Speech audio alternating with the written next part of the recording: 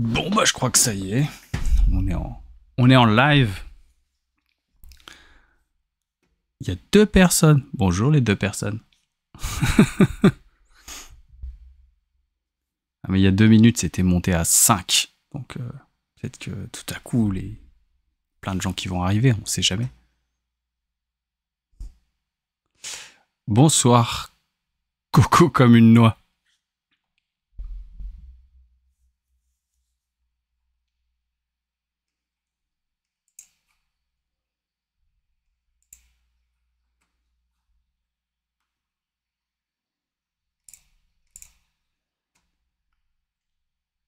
On va attendre quelques minutes que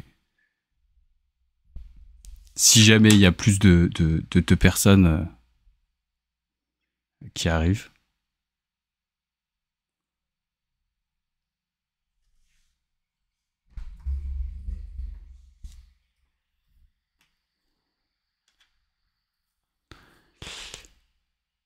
Là, on m'avait prévenu, les copains m'avaient prévenu. Le premier stream.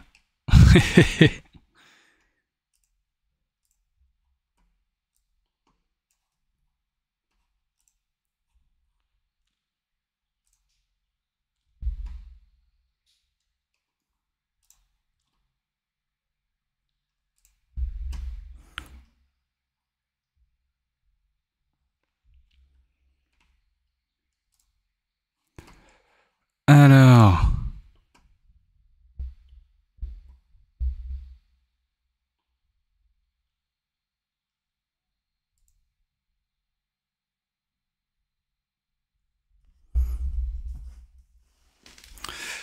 Ok, j'ai commencé l'enregistrement comme ça.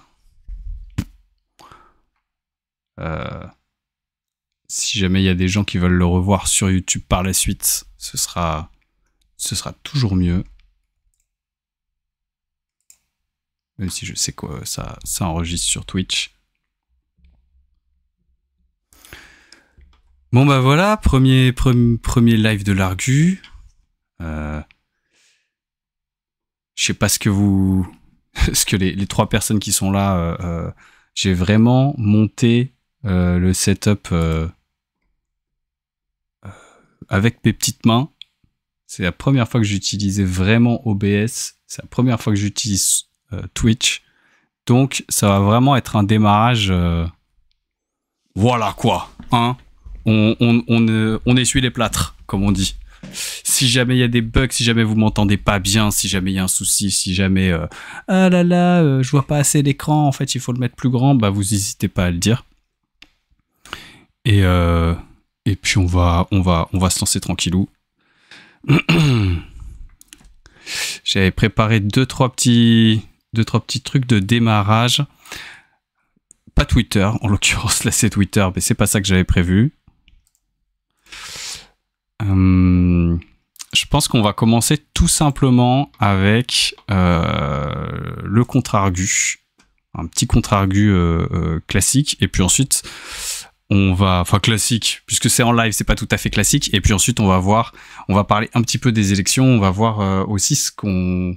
Parce que depuis la sortie de la vidéo, et ben, en l'occurrence, moi j'avais galéré, j'avais pas trouvé beaucoup de scientifiques qui avaient énormément pris position, c'était pas du tout comme en 2017. Et puis finalement, juste à la veille du premier tour et puis entre les 2 tours, là, on a des tribunes de scientifiques qui sont sorties. On va aller jeter un petit coup d'œil à ça, un petit peu à ce qu'ils disent, même si on va pas se le cacher, c'est un petit peu prévisible, tout simplement parce que voilà, hein, un barrage contre le Rassemblement National, c'est un truc qu'on connaît maintenant, c'est classique, je sais pas quel âge vous avez, moi j'ai 36 ans, donc j'en ai vécu quelques-uns. Et puis surtout que les menaces qui pèsent sur le monde scientifique, mais sur le reste du monde politique et social en général, pour le moment tout semble nickel, bon bah parfait, si jamais ça bug, si jamais ça plante, si jamais il y a un souci, je reste alerte. Merci Coco. Alors, on va commencer... Voilà, on ira voir un petit peu ces tribunes, on ira voir un petit peu ce qu'ils disent. Et puis, comme il y a une tribune qui a été signée ici par les scientifiques en rébellion, bah, ce sera l'occasion peut-être de discuter un petit peu de ça.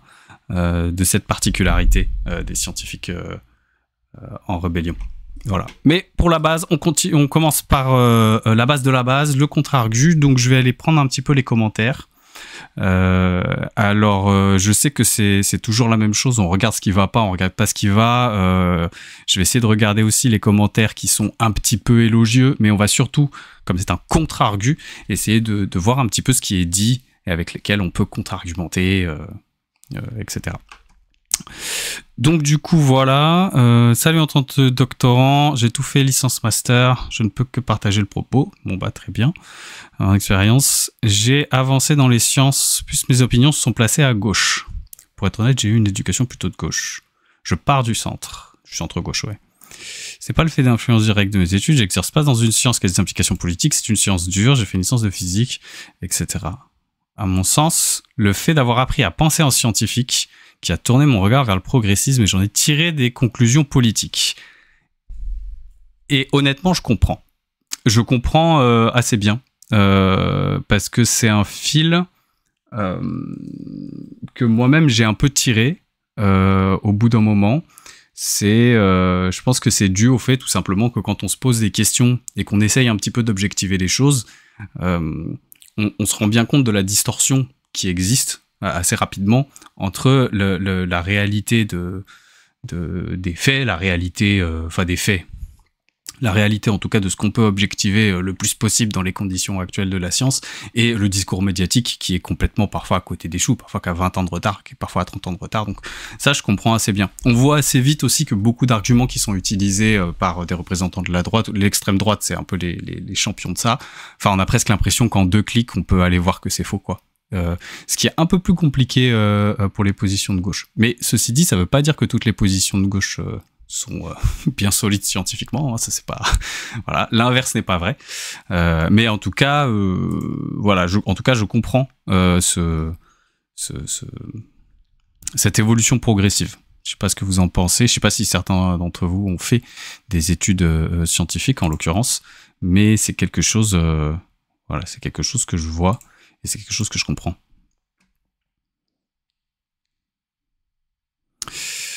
Merci d'avoir fait cette vidéo. Ça vient expliquer mon ressenti. Bah voilà. Content que tu prennes position politiquement, oui. Alors après, moi, je pense que tout le monde a compris le message principal. Et puis je me suis jamais trop caché de mon bord politique parce que je pense qu'il faut être honnête. Faut être honnête sur ses positions, on peut pas... J'ai réfléchi à un moment, honnêtement, sur l'argumentarium, il y a un moment où je me suis dit, est-ce que je lance la chaîne et je fais semblant d'être objectif pendant genre 3 ans, pour après casser le truc, genre en mode, ah, vous avez cru que j'étais objectif? Mais non, pas du tout. Mais après, je me suis dit, non, quand même, question de... Tu peux pas faire ça. Tu peux pas rouler tout le monde dans la farine comme ça. Voilà. Alors. Ah oui, ça, j'ai répondu à un moment. La corrélation, plus le groupe parlementaire est à gauche, plus il comporte de scientifiques, est assez impressionnante. Bah alors, j'ai répondu, je crois, mais j'ai pas répondu sur ça. J'ai répondu à un autre. Ouais, j'ai pas répondu. Mais c'est pas la première personne qui me fait ce retour-là. Et pour le coup... Je sais pas si je suis complètement d'accord. Enfin, ça dépend comment on positionne les choses, quoi. Mais typiquement, dans le groupe communiste ou dans le groupe socialiste, là, il y a 0 scientifique. Bon, alors après, la gauche, la droite, chacun se situe là où il veut, mais voilà, c'est pas une espèce de plus on va à gauche et plus il y a une proportion de scientifiques. Et d'ailleurs, dans le milieu, dans le monde communiste, justement, le but, c'est plutôt de faire élire et d'avoir des gens qui sont élus qui vont être représentants de catégories sociales qui ne sont pas représentées habituellement. Donc plutôt des ouvriers, des employés, etc. Et donc du coup, il n'y a pas forcément ce réflexe, il n'y a pas forcément cette surprise. En fait, ce dont il faut se rendre compte, c'est plutôt de l'exception que représente LFI. C'est pour un petit groupe. Alors 75 députés, c'est pas un si petit groupe que ça. Et on verra ce que ça donne dans la prochaine législature. Bonsoir, Guillaume. Je disais sur la corrélation entre plus le groupe parlementaire est à gauche, plus il comporte de scientifiques, c'est pas tout à fait vrai. C'est pas tout à fait vrai. C'est surtout que LFI fait un peu figure d'exception. Je pense aussi, pour avoir pas mal potassé leurs livrets, alors je me suis fadé aussi les livrets de Marine Le Pen, qui sont pas du tout du même ordre et de la même qualité. On sent que ça, c'est bon, voilà quoi, c'était plutôt... ils ont surfé sur le principe qu'il y avait des livrets thématiques, mais c'est vraiment pas très approfondi ce qu'ils font. Le fait qu'ils aient travaillé autant sur l'enseignement supérieur et la recherche, et le fait qu'ils aient autant décliné de livrets avec autant de thématiques. Moi, par exemple, j'avais beaucoup regardé la thématique qui m'intéressait particulièrement dans mon travail avant, c'était la thématique de l'eau. Et voilà, et tu regardes le truc, tu te dis, ils ont super bien bossé, c'est sûr. Enfin, c'est sûr qu'il y a des spécialistes qui ont bossé sur le sujet avec eux. Parce que c'est politique, hein, c'est idéologique ce qu'ils font, mais c'est solide, quoi. Donc du coup, je pense qu'il y a vraiment une approche très particulière de LFI vis-à-vis de la science qui en fait un cas un petit peu à part. Donc c'est pas tout à fait une corrélation. Là où vraiment on voit une corrélation, c'est dans les thématiques des scientifiques. Vraiment à droite. Alors j'ai vu des gens aussi qui ont fait des trucs. Attention, le droit, les gens qui ont une thèse en droit, c'est pas de la recherche. Moi, j'arrive pas à m'engueuler. Je connais pas du tout la recherche en droit. Donc je peux pas m'exprimer là-dessus. Mais j'avais dit que je faisais pas de différence entre les sciences humaines et sociales et les sciences naturelles. C'était aussi pour ça. Et c'est vrai que y a beaucoup de gens qui ont une thèse en droit, notamment en droit des affaires ou en droit public à droite. Des gens qui ont une thèse en gestion aussi ou en économie, en médecine. Voilà, ça ce sont vraiment des thèses qu'on voit assez souvent à droite, et quand j'étais allé voir sur le blog de Doctrix, j'en avais vu pas mal. Et à gauche, on retrouve des sciences naturelles, pas mal de la physique, de la chimie, puis évidemment des sciences sociales comme de la sociologie, etc. Alors, merci pour la vidéo, mais au vu du titre, je m'attendais beaucoup à ce que tu détailles l'utilisation d'arguments scientifiques dans les discours politiques et l'utilisation des bases scientifiques pour fonder un programme politique. Ouais, mais dans le cadre des élections, c'était pas le sujet. Enfin, moi, j'avais l'impression que c'était pas le sujet. Là, il fallait parler programme politique, mais moi, je voulais parler des programmes politiques concernant la science. Après, on peut effectivement s'amuser à aller décortiquer les programmes. Alors, ce serait vraiment fastidieux. Et c'est pour ça que j'ai répondu, faut prendre un sujet. Faut prendre un sujet emblématique. Parce que à chaque sujet, franchement... Vous pouvez mettre, sur chaque sujet, à chaque fois, vous allez avoir les groupes politiques qui vont se placer, qui vont essayer de justifier leur argumentaire de manière scientifique. Et à chaque fois, il faut aller vérifier leurs argumentaires un par un, etc., etc. Et si on le fait ça pour tous les programmes, on va jamais s'en sortir. Donc il faut voir. Alors, qu'est-ce qu'on avait eu comme contre-argumentaire ? J'avais eu des gens qui étaient pas trop d'accord. Ah oui, alors celui-là il m'a fait rire. Certains zététiciens devraient écouter cette vidéo, ça leur ferait du bien. Il y a un truc avec il y a un truc avec les Z, hein. Alors, on est d'accord. Je sais pas si il y a un truc avec les Z, quoi. On peut, vous croyez qu'on peut mettre les pieds dans le plat comme ça ou pas?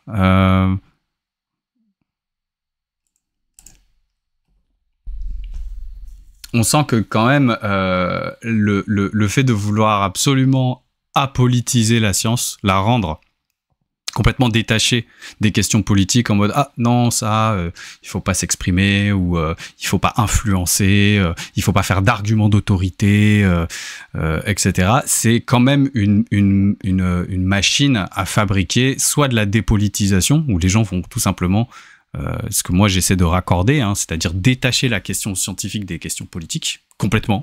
En disant non, non, mais les deux sont pas concernés, alors que bah non, il y a bien des politiques scientifiques, il y a bien des financements, il y a bien des orientations, il y a bien des politiques qui sont menées au sein des universités. Les universités ou les laboratoires, c'est des espaces socio-professionnels dans lesquels il y a des rapports de force, dans lesquels il y a des rapports de pouvoir, dans lesquels il y a des rapports d'argent, dans lesquels il y a un rapport politique, en fait. Est-ce qu'on va plutôt être collaboratif? Est-ce qu'on va plutôt être individualiste? Tout ça, ce sont des orientations qui sont très politiques, qui vont avoir un truc. Donc, les déconnecter les deux, c'est exactement comme si on disait faut pas. Pour moi, c'est comme si on disait l'art ou la culture ou même l'industrie. Dire que l'industrie c'est pas politique, ce serait absurde. On se dirait si, il y a une politique industrielle, non? La science c'est pareil, les politiques scientifiques. Mais au-delà de ça, moi je trouve qu'en plus le truc Z, j'ai beaucoup suivi. Et je trouve qu'il y en a beaucoup qui font un certain travail de qualité. Mais il y a un moment où l'obsession de vouloir tout rationaliser, de vouloir tout regarder avec un espèce de rasoir d'Occam, de la logique, de machin, etc., on se dilue dans un certain nombre de choses et on oublie à un moment que ces choses-là sont politiques. Si on prend l'exemple à un moment, on oublie qu'on peut pas être compétent dans tout, et on oublie qu'à un moment, personne n'est compétent en tout, y compris les scientifiques, y compris les vulgarisateurs. On peut pas être... Et donc il y a toujours un moment où on met de nous, on met de nos valeurs. Sans s'en apercevoir, on met de nos valeurs, on met de notre idéologie, on met de notre jugement propre dans les explications rationnelles qu'on va mettre. Même dans les présupposés qu'on a, on se base sur des trucs dans notre tête, tous, on peut essayer d'être le plus rationnel possible, on se base tous dans nos présupposés sur des choses qui ne le sont pas. Il va y avoir des valeurs, il va y avoir des trucs. Et penser qu'on est capable de tout rationaliser, à un point, mais genre où là, on est dans le super apolitique, on est dans le complètement neutre, je vous jure, là, je suis vraiment allé voir les chiffres, etc. Et on ne voit même plus la politique qui sous-tend à nos discours. On la voit même plus. Moi, j'ai l'impression que parfois, et c'est ce qui se passe, parfois les Z, ça leur pète un peu au visage quand ils se retrouvent face à quelqu'un qui est hyper rationnel, hyper Z, hyper zététicien, hyper machin, etc. Et tout à coup, qui va sortir une dinguerie d'extrême droite et que quoi? Ils vont comprendre que l'autre qu'en face, en fait, ils sont face à un Z d'extrême droite. Ils se disent, mais comment c'est possible? Comment c'est possible? Il y a un bug, quoi. Et donc, du coup, la seule possibilité, ça va être de re-rationaliser, de refaire un raisonnement logique, voilà. Et sans s'apercevoir du problème. Le problème, c'est que quand on dépolitise quelque chose, quand on enlève toute valeur subjective à quelque chose, je suis désolé, mais on finit par argumenter de la pertinence du concept des races avec un mec du Ku Klux Klan, quoi. Rationnellement, on vient le battre sur le terrain des idées, sur machin, etc. Sous-entendu, non, mais peut-être il a raison. On sait jamais. Écoutons ce qu'il a à dire et mettons ses arguments à l'épreuve. Voilà, il peut se passer ce phénomène-là chez les Z. Mais heureusement, pas chez tous. Hein. Et puis, c'est pas un phénomène, c'est des phénomènes, c'est des choses qui peuvent arriver. Et donc du coup, faut toujours replacer. Moi, je pense que c'est toujours important de bien spécifier qu'on a des valeurs et qu'à un moment, le raisonnement logique s'arrête et les valeurs politiques vont prendre le pas et vont, de manière tout à fait légitime, prendre le pas dessus. Et dire, non, mais ok, là, non. Là, on arrête de faire... Voilà.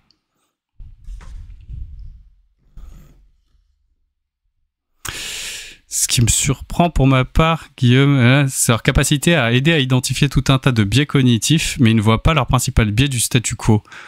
Oui, c'est vrai. Faire une science disponible pour toute la population, faire une main aux éditeurs, c'est quand même pas la même chose. Oui. Ah tiens, j'ai même pas mentionné ça. Mais qu'est-ce que c'est vrai?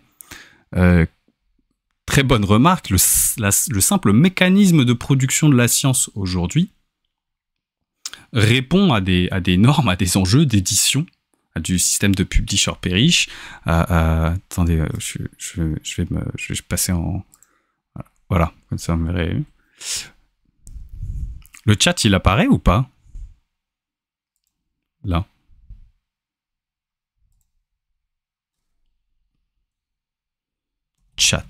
Hop.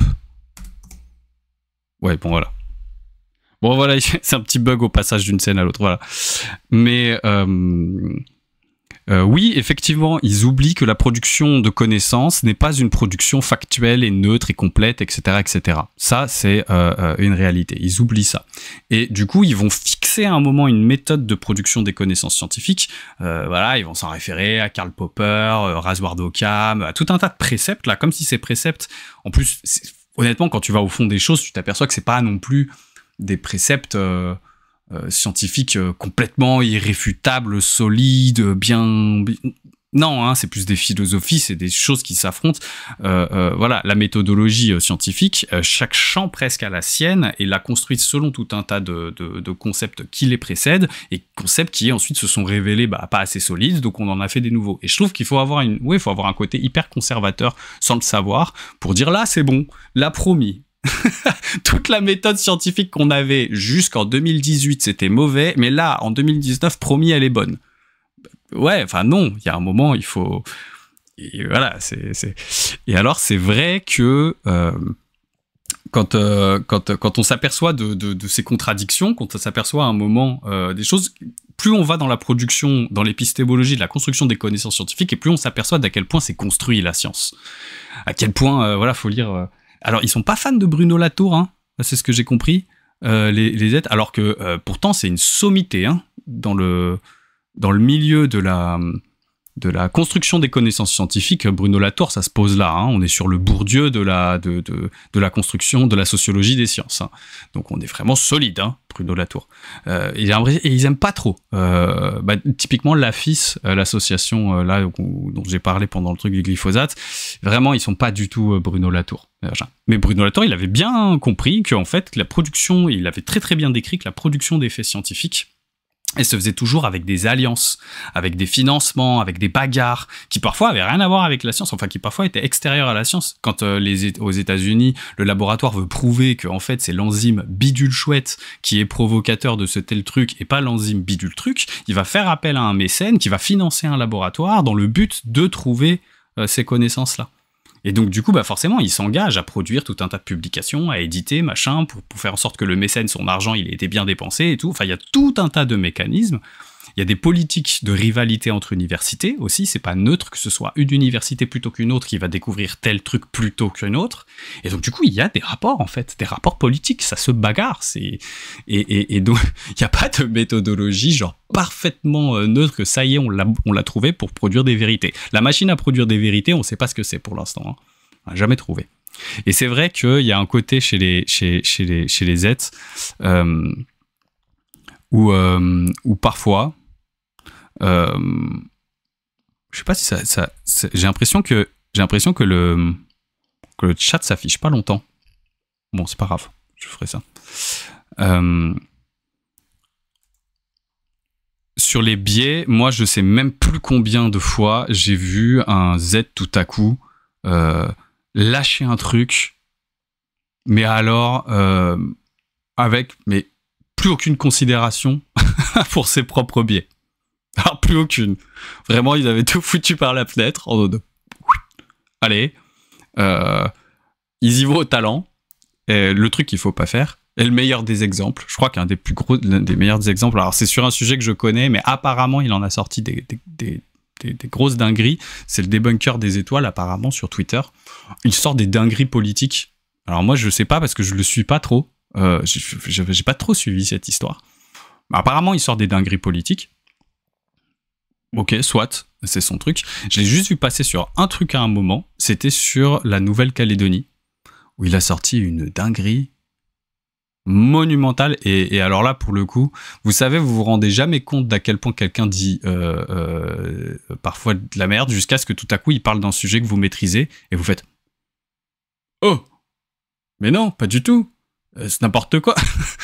Et voilà, la Nouvelle-Calédonie, c'est un sujet que je maîtrise très bien. D'ailleurs, j'ai écrit un article dessus sur mon blog Mediapart, je sais pas si vous l'avez lu. Mais voilà, moi, ça m'avait... J'étais en mode, ah ouais, non, mais alors, t'as rien compris du tout. Il faisait un parallèle entre le droit du sol en France, où faut donner droit de vote aux étrangers et le fait qu'en Nouvelle-Calédonie, les Kanaks qui étaient chez eux, ils voulaient pas donner le droit de vote aux Français qui venaient habiter, étaient là, mais c'est pas grave de pas savoir, c'est pas grave de pas connaître un sujet.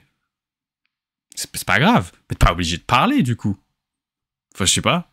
Moi, il y a plein de sujets, vous me verrez jamais parler sur des sujets comme ça, au talent, prendre des positions politiques hyper sévères, machin, ou alors je dis c'est une position politique, quoi. Enfin bref, effectivement, parfois les aides ils font ça. Maintenant qu'on soit bien, voilà, quoi, il faut le dire aussi, les aides sont pas tous comme ça. Les aides sont pas tous comme ça. Il y a plusieurs écoles, il y a plusieurs, ça se bagarre. Ils ont beaucoup de conflits entre eux. Hein, moi, d'après ce que j'ai compris, ils ont beaucoup de conflits entre les aides. Voilà. Et c'est vrai qu'il y a un truc, ouais, Guillaume, je suis d'accord sur ça, c'est. Mais c'est un truc que tu retrouves chez beaucoup de gens et pas que chez les aides, c'est que les gens qui sont persuadés d'avoir atteint la vérité pour des raisons bien fondées, bien raisonnées, bien logiques, bien raisonnables, des vérités qui en arrivent à une vérité qui parfois est une vérité politique, et ils sont persuadés que c'est raisonné, raisonnable, que c'est logique, que c'est intouchable, intangible, et ben c'est hyper dur de les faire changer d'avis, parce que forcément, à partir du moment où tu es persuadé que ton avis, c'est un avis qui est parfaitement fondé et factuel pour tout un tas de raisons, et ben il va falloir se lancer dans un démontage argument par argument hyper poussé. Et c'est pour ça que sur la vidéo sur le glyphosate, j'ai décidé de faire 3 vidéos et qui sont particulièrement longues, etc. C'est pour pouvoir aller chercher cette déconstruction, point par point, étape par étape, parce que c'est pas facile. Après, il y a un truc sur lequel il faut pas dire de bêtises sur le glyphosate, hein. C'est que effectivement, ça reste un des pesticides qui pour le moment, enfin, faut se rendre compte de l'état faut se rendre compte des dingueries qu'on met, hein, dans le monde agricole. Le glyphosate n'est pas du tout, c'est pas un truc qui va vous donner autant de morts que le tabac, l'alcool ou le cancer ou pour d'autres raisons, quoi.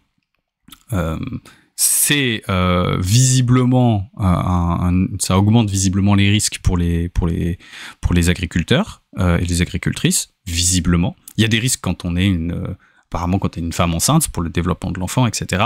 Mais on est très loin de ce qu'on peut avoir pour le tabac, hein. Ce qui, remarque, n'a pas empêché les gens de nier le tabac avec exactement les mêmes processus à l'œuvre à une époque. Mais moi, j'avais discuté du coup avec Hélène Blanchou, donc qui est chercheuse spécialisée sur les pesticides et qui est au pôle phytopharmacovigilance de l'ANSES. Et pour faire la blague, elle me disait si le seul problème qu'on avait avec notre agriculture c'était le glyphosate, on n'aurait pas de problème avec l'agriculture. C'est pour dire vraiment, on se rend pas. C'était pas pour diminuer la problématique du glyphosate, hein. Il y a une problématique glyphosate, hein, qu'on soit bien clair. C'était pas ça. C'était parce que en fait, elle dit, enfin, le grand public se rend pas compte des dingueries qu'on met en termes de pesticides par rapport au glyphosate. On met des dingueries, des choses vraiment vénères. Peut-être qu'après on verra un peu plus loin dans l'argumentarium si on parle de ça. Bon. Voilà, je vais reprendre 2 secondes sur les commentaires, parce qu'il y avait des trucs intéressants quand même. Ah oui, ça c'était intéressant. Ça, je voulais absolument faire un point dessus. Super vidéo, merci. Je trouve qu'il y a un trop gros biais dans l'appellation des 2 manières de conduire la politique scientifique. Soit on met socio-solutionnisme pour la gauche, soit on trouve un label plus nuancé que technosolutionnisme pour la droite. Alors ça, vraiment, je voulais prendre le temps de répondre. Je voulais prendre le temps de répondre parce que non, c'est les bons termes. Et ce truc de socio-solutionnisme, moi j'ai fait 6 ans dans un programme de recherche où on faisait des prospectives. Ça faisait des prospectives sur le bassin de la Seine, sur l'environnement, l'évolution urbaine, l'évolution agricole, l'évolution de tout. Il y a même les scénarios les plus anarchistes, démétropolisés, tout en bio, on est tous végétariens et tout ça, etc. Même eux, ils s'appuyaient sur de la technologie. J'ai jamais vu... on peut se dire... Il y a des scénarios qui se basent sur des gros changements d'usage. Alors ça, pas de souci, mais c'est toujours associé avec des changements techniques. Et d'ailleurs, même les shifters Attendez, je vais vous retrouver ça. Je vais retrouver ça, mais...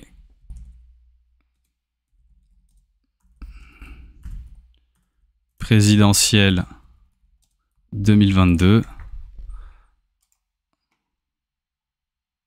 Voilà. Notre décryptage. Et il regarde tous les... Un moment, voilà. Quel type de mesures, technologie et sobriété. Et tous, sauf un, sauf un, il y en a qu'un seul, ici, qui fait pas dans la sobriété, qui fait que de la technologie ou un petit peu les deux, genre créer une ligne de métro. Ouais, créer une ligne de métro, c'est pas une socio-solution. Et voilà, et de manière générale, on voit bien que ceux qui sont les plus ambitieux, donc ici, ils vont faire en gros un tiers techno. Bah, par exemple, Mélenchon, on a un tiers techno, un tiers les deux, un tiers sobriété. Jadot, pareil, hein, on dit les écolos, de toute façon, ils veulent tous qu'on vive, on appelle à la nature, ils veulent tous qu'on vive comme des hippies et machin, etc. Mais pas du tout. Il y a des ingénieurs agronomes, il y a des ingénieurs en technologie, il y a des scientifiques, il y a tout ça chez les écolos. Genre, je sais pas, des allumés du ciboulot qui dansent à la pleine lune avec des fleurs dans les cheveux et autour de 12 statuettes enroulées dans du jambon vegan. C'est pas du tout ça, les écolos. Genre, à un moment, faut arrêter de penser ça. Ils ont une idéologie, c'est vrai. Mais il s'appuie aussi sur la technologie. Voilà. Et voilà, et on voit bien que les positions, regardez Pécresse, bon alors déjà elle tient pas les 50% de mesures de changement, etc. Mais on voit bien la proportion. Alors bon, si ça là, Macron ici et Pécresse ici, si ça c'est pas, ou Zemmour, voilà, Zemmour quoi, si ça c'est pas du technosolutionnisme, vraiment, je sais pas comment ça s'appelle quoi. Donc, et est-ce qu'on voit quelque chose qui est tout rose? Non, en fait, il y a personne. Enfin, ou alors va falloir à l'inverse, va falloir me démontrer le truc, quoi. Mais il y a personne qui promeut des simples changements de société sans aucune nouvelle technologie, aucun développement technologique. Et d'autres trucs, moi, d'expérience, que ce soit là, j'avais fait j'avais traité le sujet des PFAS avec des scientifiques du CNRS, j'ai traité des sujets de la navigation, l'agriculture, l'hydrologie, etc. J'ai vu des scientifiques qui étaient très très très engagés dans la transition écologique, etc. Mais j'en ai jamais vu qui prônaient des changements exclusivement sociaux et qu'avec ces changements sociaux, ça permettrait de résoudre les problèmes du changement climatique. Jamais. Moi, j'ai jamais vu. Alors moi, je veux bien croire au socio-solutionnisme. Le technosolutionnisme, c'est très facile à voir. D'accord, le biais de l'innovation technologique. Tu avais François-Xavier Bellamy, je crois, il y a pas très longtemps, où il y avait un journaliste sur Europe 1. Faudrait que je retrouve un journaliste sur Europe 1 qui lui disait: est-ce que vous croyez que la technologie nous sauvera face au changement climatique? Et le gars répond oui.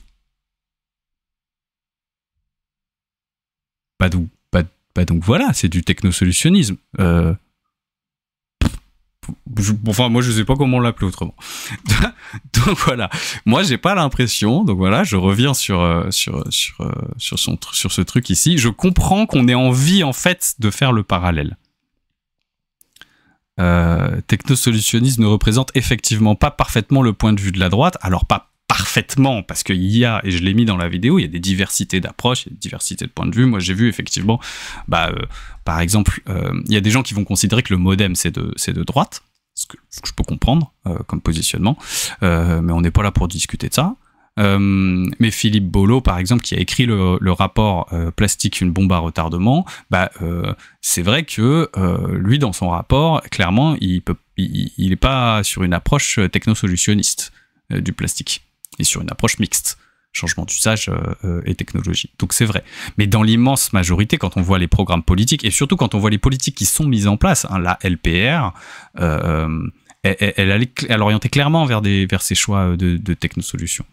Donc, quand j'ai discuté sur le plastique avec les scientifiques, là, leur dernier papier, Le continent oublié, c'est exactement ça. Ils disaient, vraiment, on se retrouve avec des équipes de chercheurs et de chercheuses qui vont essayer de documenter la nécessité impérieuse de réduire nos usages du plastique, qui vont mais ne pas avoir de financement, galérer à trouver, à faire leurs études, galérer à trouver ensuite de la visibilité, à valoriser ce truc-là. Mais à côté, il y a quelqu'un qui va arriver en demandant du financement pour faire de la bioenzymato-dégradation des nanoparticules de plastique en milieu sursaturé avec possibilité d'application industrielle à large échelle. Et là, bah, il y a un financement gigantesque qui tombe, fait une levée de fonds et hop, il va se retrouver avec des caméras de médias, avec des trucs comme ça, etc. C'est ça aussi, la conséquence du technosolutionnisme, de l'approche du technosolutionniste. Donc voilà, le technosolutionnisme, non, c'est une réalité, et je parle de transitionnisme socio-technique parce qu'il me semble que c'est effectivement ce qui s'y prête le mieux. Est-ce qu'il sera possible de faire un petit réel Instagram pour qu'on puisse partager ? Alors, bah tiens, c'est peut-être l'occasion pour moi de vous le dire. Je suis tout seul. Je fais tout seul. Et d'ailleurs, je vais pas le faire éternellement, je pense, tout seul. Je vais voir comment je vais faire. Mais malheureusement, je peux pas être au four et au moulin.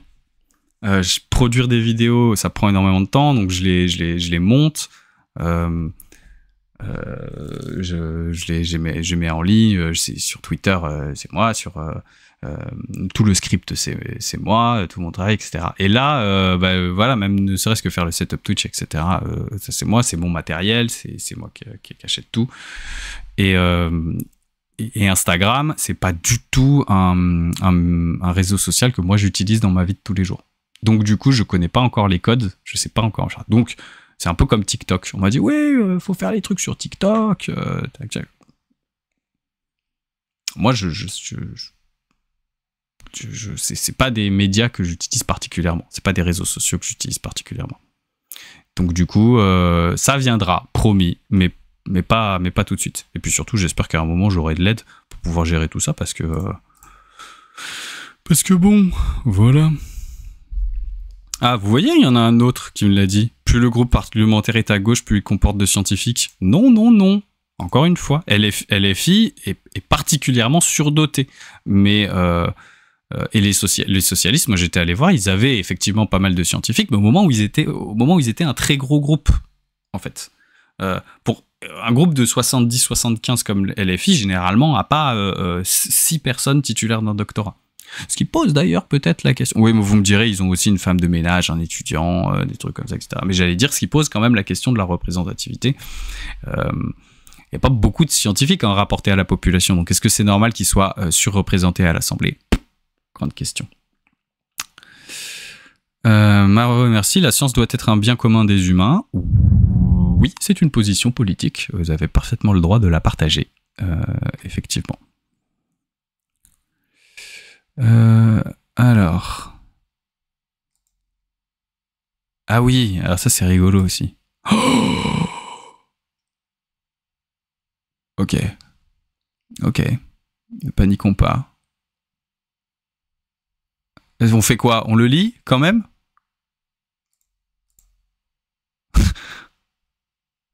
Je sais pas si... Allez. On se le fait.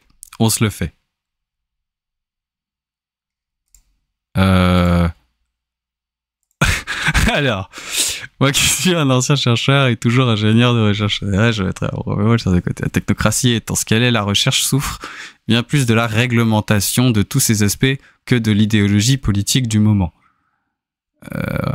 Ok. Il fut un temps, on a l'abaissement de la mise en inventaire des 1 euro. Il fallait presque coller une étiquette d'inventaire sur chaque trombone. Ça, c'est ni de la gauche ni de la droite, c'est du technocratisme qui survit et se développe de manière géométrique, peu importe qui est au pouvoir. Ouais, alors Possible, j'en sais rien. C'est vrai que je suis pas sûr que les gouvernements de gauche sont connus pour être moins bureaucratiques que les gouvernements de droite. Je pense que la bureaucratie, ça fait partie de... Après, moi, je comprends quand ça gueule sur le trop plein de bureaucratie, mais je fais aussi partie de ces gens qui considèrent que, en fait, c'est aussi l'indicateur, la bureaucratie, c'est l'indicateur qu'on a une société qui est extrêmement développée, extrêmement complexe, avec extrêmement de choses. Alors, parfois, oui, on a l'impression qu'on a inventé un indicateur juste pour payer la personne qui vérifie l'indicateur. C'est parfaitement possible. Mais faut pas toujours... voilà. Et parfois, il y a de la bureaucratie. En fait, c'est surtout qu'on ne voit pas l'intérêt de cette bureaucratie, nous, mais en fait, elle a un intérêt pour d'autres personnes. Et ensuite, on s'aperçoit en creusant un petit peu que cet intérêt est légitime. Bon, alors, coller une étiquette sur chaque trombone, je pense évidemment que c'est une petite exagération. Moi, j'ai jamais vu ça. Ou alors, peut-être vous avez vu ça. Si vous avez vu ça, dites-le moi un jour. Alors... Tout comme dans un autre domaine, on va basculer sur un mode éducatif dans le primaire, dans le secondaire, basé sur t'y arrives pas, tu te casses, à même si t'es une croûte ultime, tu iras en première générale au lycée.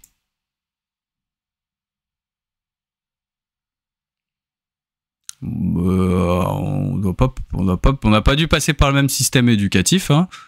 Le premier avait des défauts clairs, le second a des défauts qu'on se ramasse en pleine tête dans le supérieur. Ça a été supporté par parce que 1, ça fait des économies, 2, ça plaît aux parents qui ont vendu du rêve, 3, ça colle avec le discours, fais ce que ton cœur désire, d'une certaine classe de pédagogues. Ouh, oh, ça y est, vous commencez à le sentir, qui sont dans l'ex-UFM, large partie qui ont quitté l'enseignement parce qu'ils n'y arrivaient pas, mais viennent expliquer aux jeunes enseignants comment s'y prendre.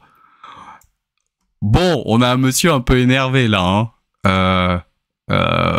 Moi je sais pas. Très énervé le monsieur. Après, pour l'idéologie, j'ai du mal avec le discours politique d'où qu'il vienne. Ah, ben le voilà, le fameux. Bon bah, comme avait dit Usul à un moment dans une de ses vidéos il y a très très longtemps, mais c'est pas grave d'être de droite. C'est pas un gros mot, hein. Faut juste assumer. Alors là, quand on explique que ça plaît aux parents qui ont vendu du rêve, fais ce que ton cœur désire. Bah moi, je sais pas ce que vous en pensez, mais je trouve que c'est pas mal comme éducation. Enfin, moi, en tout cas, c'est comme ça que j'éduque ma fille. Enfin, je sais pas. C'est pas si mal.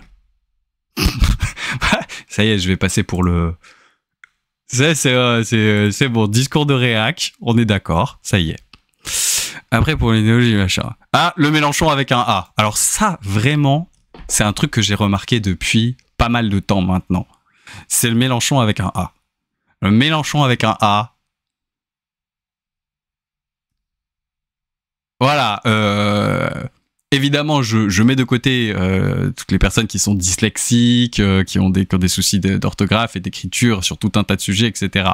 Mais là, en l'occurrence, c'est plutôt bien écrit. Après, pour l'idéologie, j'ai quand même du mal avec le discours politique d'où qu'il vienne. Regardez, il y a même l'accent sur le ou, quoi. Enfin, je veux dire, c'est plutôt bien écrit. Et paf, on a le Mélenchon avec le A. Alors, le Mélenchon avec le A, vraiment, vous pouvez le noter. C'est un petit tips de l'argu. C'est généralement, quand vous voyez ce A, c'est comme ça. Ça arrive.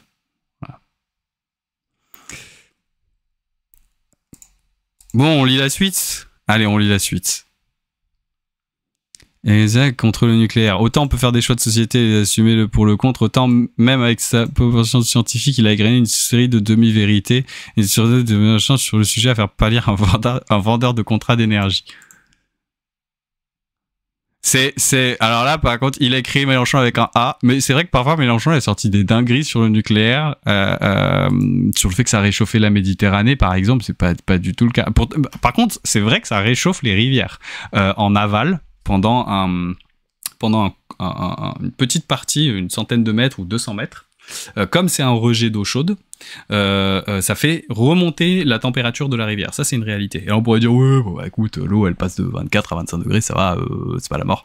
Mais en fait, ça peut créer des bouchons thermiques, notamment pour la vie dans ces fleuves. Et les bouchons thermiques, c'est une réalité. J'ai vu ça dans un programme de recherche sur la remontée des populations piscicoles dans la Seine.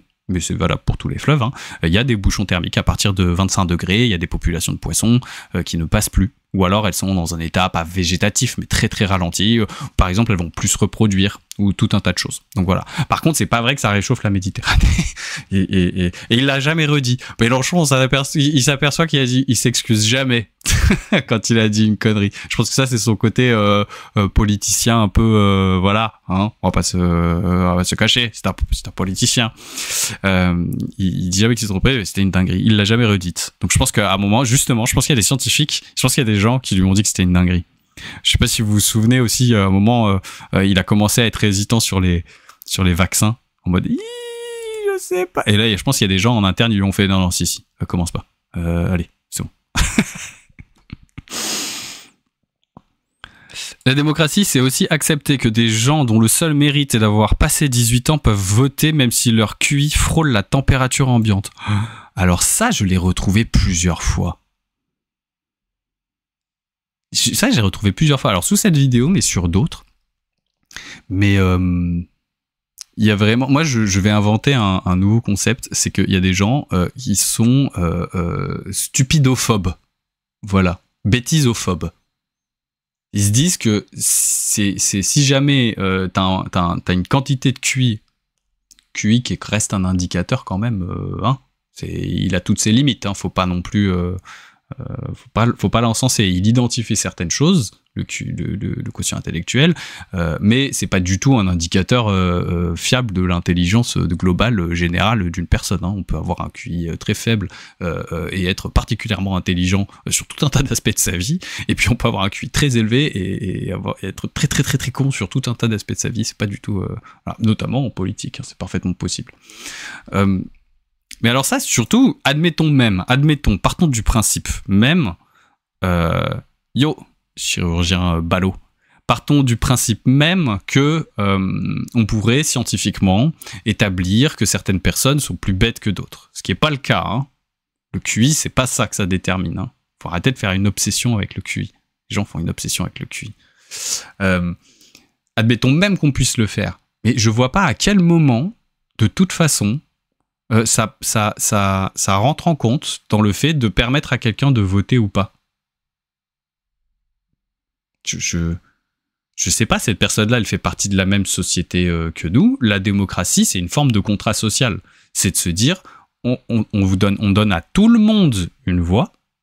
Tout le monde est à égalité pour s'exprimer, avec toutes les limites qu'on connaît de la démocratie représentative, etc. On en parlera peut-être un jour. Mais en échange, vous avez un certain nombre de droits et vous avez un certain nombre de devoirs. Vous êtes souverain. Vous décidez, vous votez, vous décidez, etc. Si tu commences à dire que les gens sont trop bêtes pour pouvoir voter, tu leur enlèves le droit à décider tout un tas de choses sur leur vie. Et dans ce cas-là, je suis désolé, hein, mais quelqu'un qui serait par exemple super fort pour tabasser des têtes et prendre le pouvoir par la force, mais qui serait con comme une huître, alors lui, je vois pas trop l'intérêt qu'il aurait de vivre en démocratie, si vous voyez ce que je veux dire.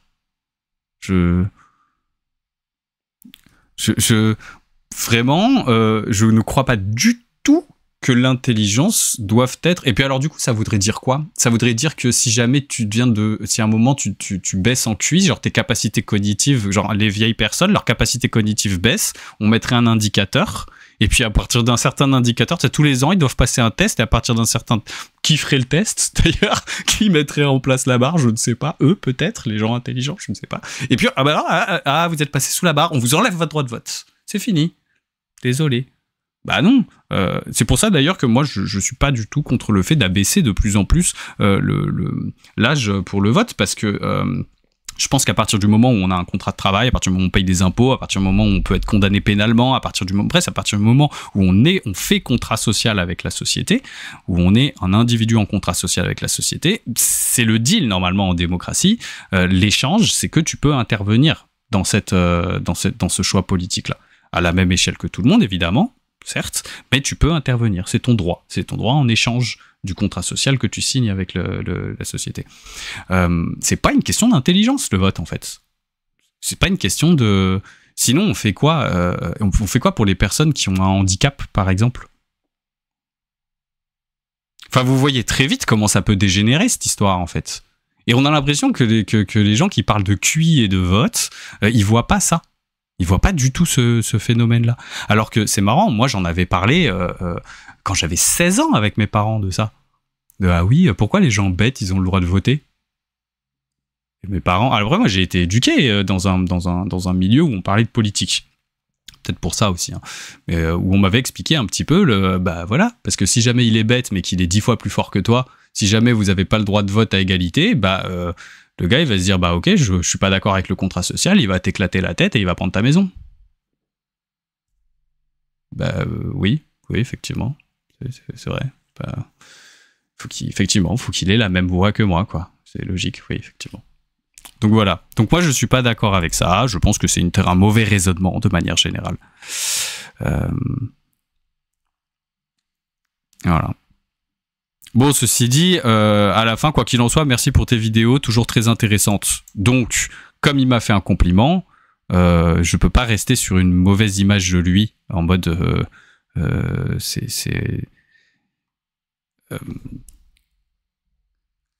élément très important, quelle est la proportion de scientifiques dans la population? Quelle proportion de la population sera en mesure de détecter l'enfumage scientifique du discours fondé mais orienté? Oui. Je pense que ça, c'est quelqu'un qui finalement se prend beaucoup la tête. C'est clair que la majorité actuelle, enfin presque, est bien plus violente et dirigiste que les théories de gauche. Mais quand on voit ceux qui se disent écolos et qui ignorent sur la production énergique en militant contre le nucléaire. Mais vraiment, on va faire une vidéo pour le nucléaire. On va faire une vidéo sur le nucléaire à un moment. Je pense que c'est nécessaire. Pas pour dire, et là pour le coup, je vais faire un truc, genre, c'est pas pour dire le nucléaire c'est bien oui, non, pro-nucléaire, anti-nucléaire, mais c'est juste pour expliquer à quel point le nucléaire c'est un choix de politique énergétique. C'est pas juste un choix de pour ou contre lutter contre le changement climatique. C'est vraiment, je remets en mode central, juste pour le dire. Le fait de faire un choix pour ou contre le nucléaire, d'un point de vue de politique énergétique, n'est pas un choix pour ou contre une société adaptée à la transition énergétique.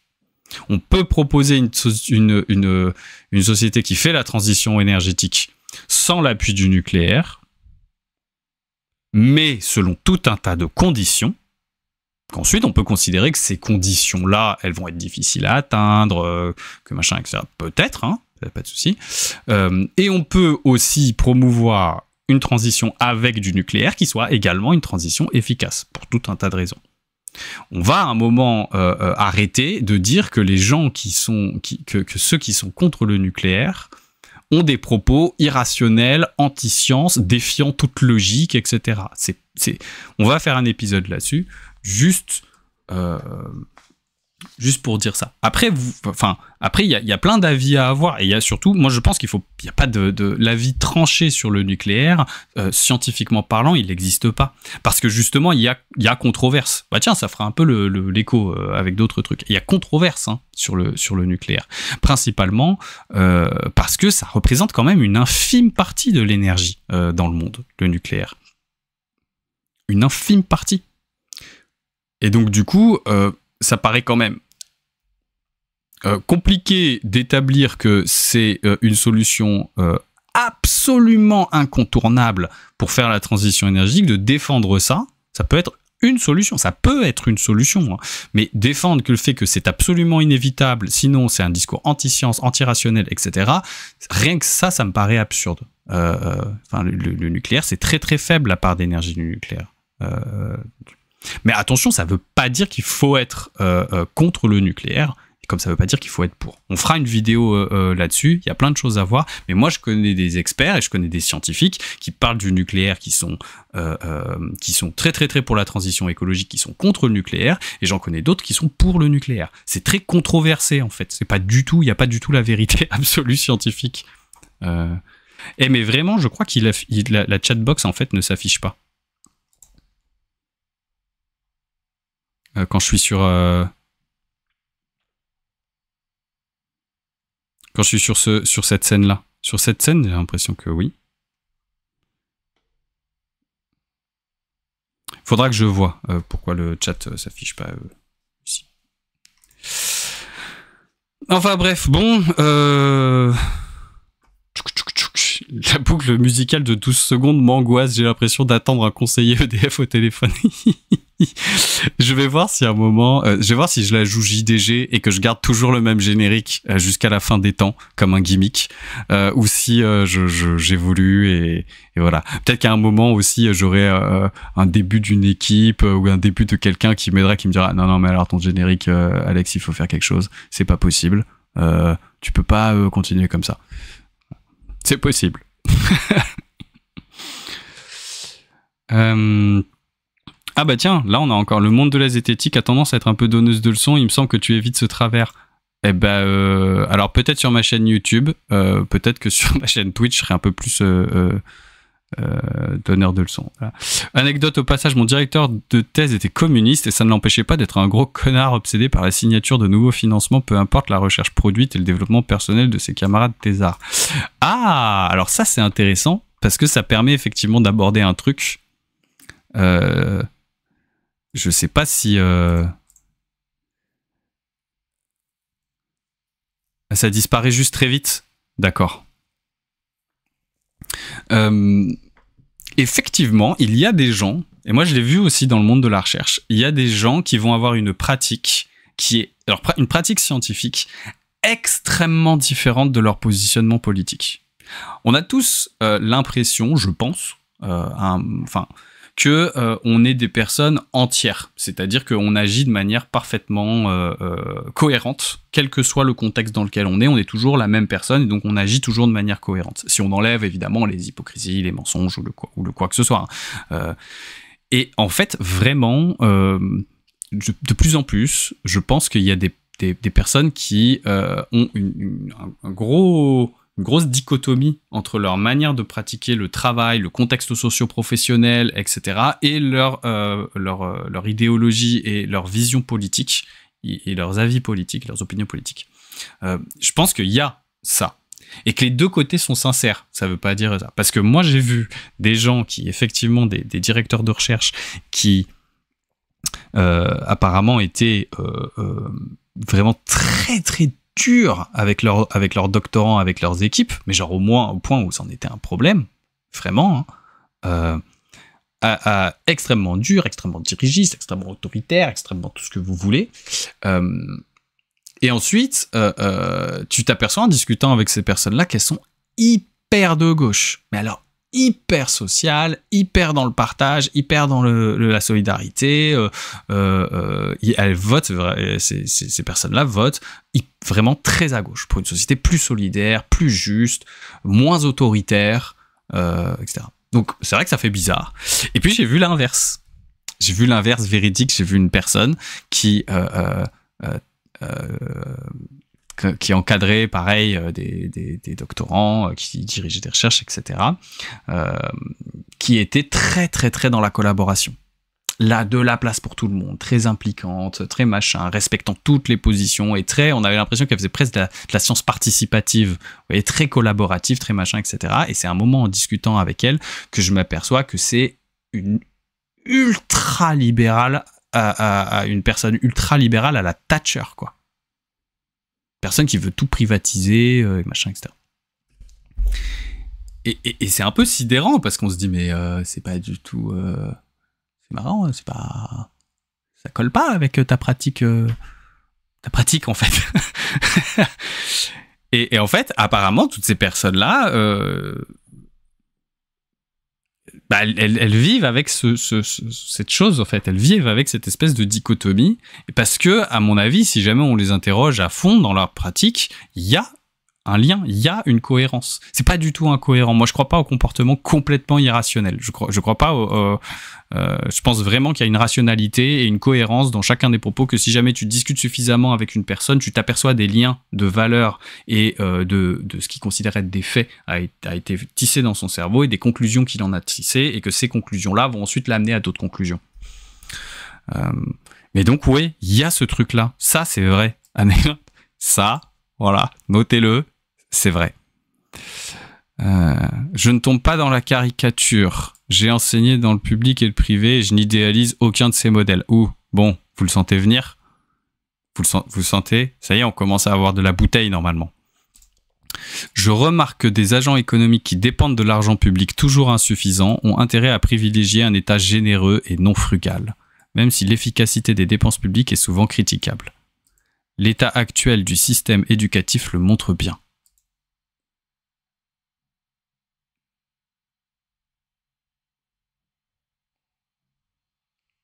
Hein ? Mais les agents qui dépendent de l'argent public toujours insuffisant ont intérêt à privilégier un État généreux et non frugal, même si l'efficacité des dépenses publiques est souvent critiquable. L'état actuel du système éducatif ? Genre vraiment, c'est celui-là qu'on prend comme exemple ? Moi, j'ai pas l'impression qu'on a un État particulièrement généreux et non frugal sur l'éducation nationale. J'étais allé voir ce midi là, les chiffres de l'OCDE. On est complètement dans la moyenne, et pour l'école primaire, on est encore moins que la moyenne de l'OCDE en dépenses par élève. Donc non, hein. Non, monsieur, faut pas croire ça. Je ne tombe pas dans la caricature. Ça se discute quand même, hein. Bon, en tout cas, c'est bien de ne pas idéaliser les deux modèles, parce que c'est vrai qu'il faut pas non plus, faut pas idéaliser les deux modèles. C'est vrai que quand on dépend de l'argent public, mais bon, c'est presque une tautologie, si vous voulez. Quand on dépend de l'argent public, on a envie qu'il y ait plus d'argent public. Quand on dépend du secteur privé, on a envie qu'il y ait plus d'argent du secteur privé. Mais en fait, c'est pas une question de privé ou de public, c'est juste que c'est une question d'argent. En fait, c'est là où on veut être. On veut que l'argent, il aille là où on est, qu'on soit dans le public ou dans le privé.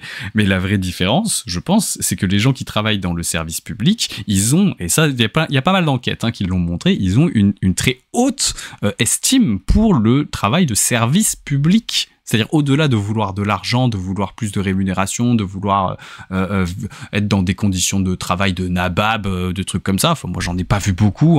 Mes parents, c'était des fonctionnaires. Je pense qu'il y a pas mal de gens qui ont vu ce que c'était le système éducatif. Je sais pas si vous êtes allé dans un système hospitalier public il y a dernièrement, mais on peut pas vraiment dire que l'argent croule, quoi. On peut pas vraiment dire que c'est... Ouais, je suis allé dans des administrations aussi, où vraiment, les fonctionnaires travaillent pas dans des bâtiments... alors peut-être les hauts fonctionnaires, ils travaillent dans des trucs incroyables, c'est possible, mais enfin, l'argent coule pas à flot dans le secteur public, c'est pas vrai. C'est pas... c'est une vue de l'esprit, ce truc-là. En tout cas, c'est les agents... moi, je travaillais beaucoup avec l'agence de l'eau Seine-Normandie.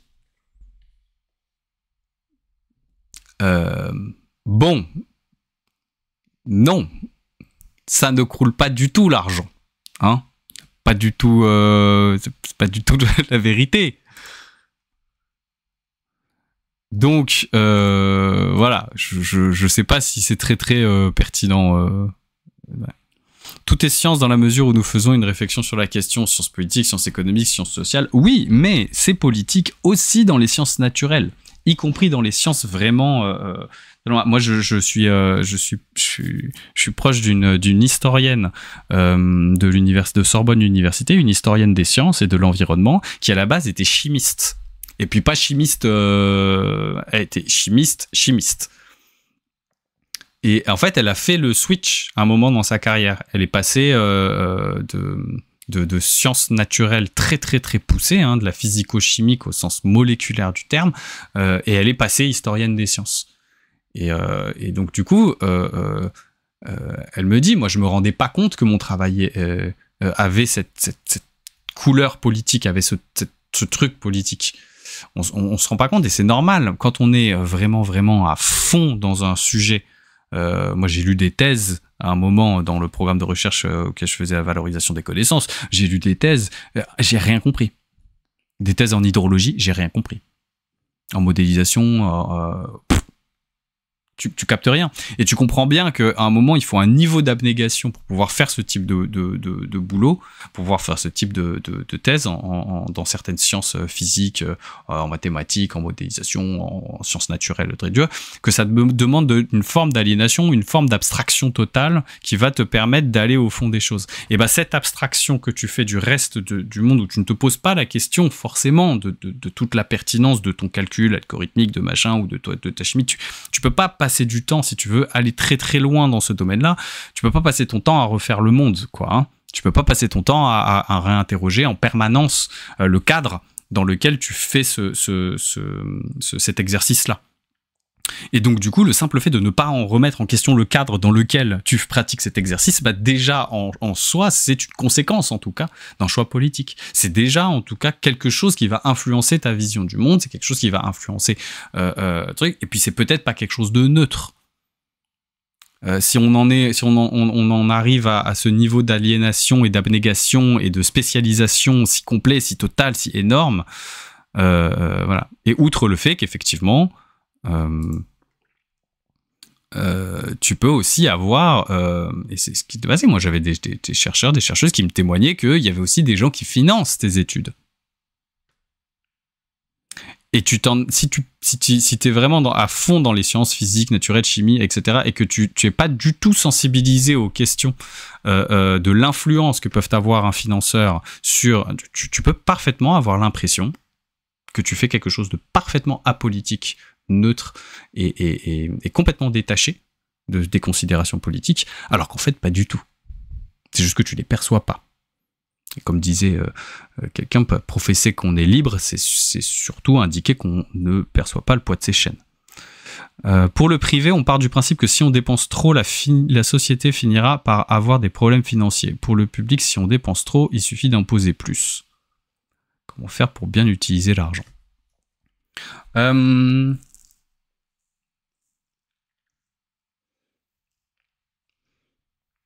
Alors déjà, les sociétés s'effondrent régulièrement. Des sociétés font faillite régulièrement, et je crois pas qu'on puisse attribuer les effondrements des sociétés, on parle de sociétés privées, hein, de compagnies, d'entreprises, à des choix on dépense trop. Et si jamais vous avez des gens qui travaillent dans des grands groupes, à des postes plutôt à responsabilité, des postes de management et machin, etc., vous normalement, vous verrez que c'est un argument qui a vite sa limite, tant les avantages de certains cadres, tant les avantages des dépenses sont faites parfois dans le privé, elles sont absolument faramineuses. Parce que le privé, si on fonctionne vraiment dans le système compétition, système privé, bah en fait on propose des produits à la vente. Si ces produits ont du succès au prix auquel on les vend, et bah du coup on gagne notre vie. On arrive à bouffer des parts de marché sur nos concurrents, et donc du coup on peut reproduire d'autres produits, etc., et affiner toujours l'offre. Si on part de ce principe-là, alors bah peu importe que le truc soit que la société soit pas optimisée d'un point de vue des dépenses internes. L'important c'est qu'elle fonctionne. L'important c'est que le marché fasse que tu achètes son produit plutôt qu'un autre. Or, on sait très bien que le marché libre et non faussé, où on va toujours aller chercher le meilleur rapport qualité-prix en permanence, ça n'existe pas. On fait des actes d'achat dans un certain contexte. On fait des actes d'achat parce qu'on s'est habitué à une marque, par exemple. On fait des actes d'achat pour tout un tas de raisons. Et les dépenses donc, qui font que parfois, il y a des dépenses faramineuses qui sont faites par les entreprises privées qui ne servent absolument à rien. Et pourtant, ils les font. Donc je suis pas sûr hein, qu'une société privée soit obligée d'être frugale entre guillemets, sinon elle se ferait bouffer par le marché. Je suis pas tout à fait sûr. Et en plus, pour le public, si on dépense trop, il suffit d'imposer plus. Alors c'est pas comme ça que ça fonctionne. Enfin bon, maintenant qu'il y a plus de croissance, on peut dire oui, d'une certaine manière. Maintenant, si on veut faire plus de dépenses publiques sans croissance, on est bien obligé à un moment d'aller prendre de l'argent quelque part. Ce qui est pas complètement idiot, à mon humble avis, mais ça c'est pas une position scientifique, c'est vraiment une position idéologique. Ceci dit, avant, pas du tout. Comme on avait des points de croissance en permanence, ce qui faisait, c'est que c'était pas grave de dépenser trop si l'année d'après, on gagnait suffisamment pour combler cette dépense-là. Et à ce moment-là, à cette année-là, on pouvait dépenser encore un cran de plus, c'était pas grave si la croissance de l'année suivante nous permettait de remblayer, etc., etc. Et donc, du coup, la dépense publique pouvait augmenter tant que la croissance augmentait. Sans pour autant aller chercher plus d'impôts, entre guillemets. Il n'y avait pas forcément besoin de plus. Ensuite, il faut pas oublier que faut vraiment cette séparation entre sphère publique et sphère privée, elle est très étrange, elle est assez fictive, hein, parce qu'il y a énormément d'entreprises qui ne fonctionnent qu'à la commande publique. Sans la commande publique, il y a beaucoup d'entreprises qui se casseraient la tronche, hein, qui ne fonctionneraient pas. Je ne sais pas combien de bureaux, même pas combien d'offices, même pas combien de constructeurs, de BTP, de machins, etc., qui fonctionnent grâce à la commande publique. Donc, du coup, à un moment, cette commande publique, elle est bien payée avec quelque chose. Elle est bien payée avec des impôts à un moment. Donc, que ce soit du système public ou du système privé, c'est une question de comment est-ce que circule l'argent. Il faut aller voir les vidéos de Eureka, mais je pense que vous regardez. Eureka, il explique très très bien ces mécanismes de circulation économique et qui montre assez rapidement que en fait c'est assez mêlé ces choses-là, et c'est surtout des flux, et que la question de l'imposition, de la non-imposition, etc., c'est surtout une question de répartition de la richesse. Si on décide que quelque chose est fait par le privé ou quelque chose est fait avec le public, c'est moins une question d'efficacité qu'une question de choix de répartition. Voilà. Ça n'implique pas les mêmes choses. Parfois c'est bien le privé, parfois c'est bien le public, hein.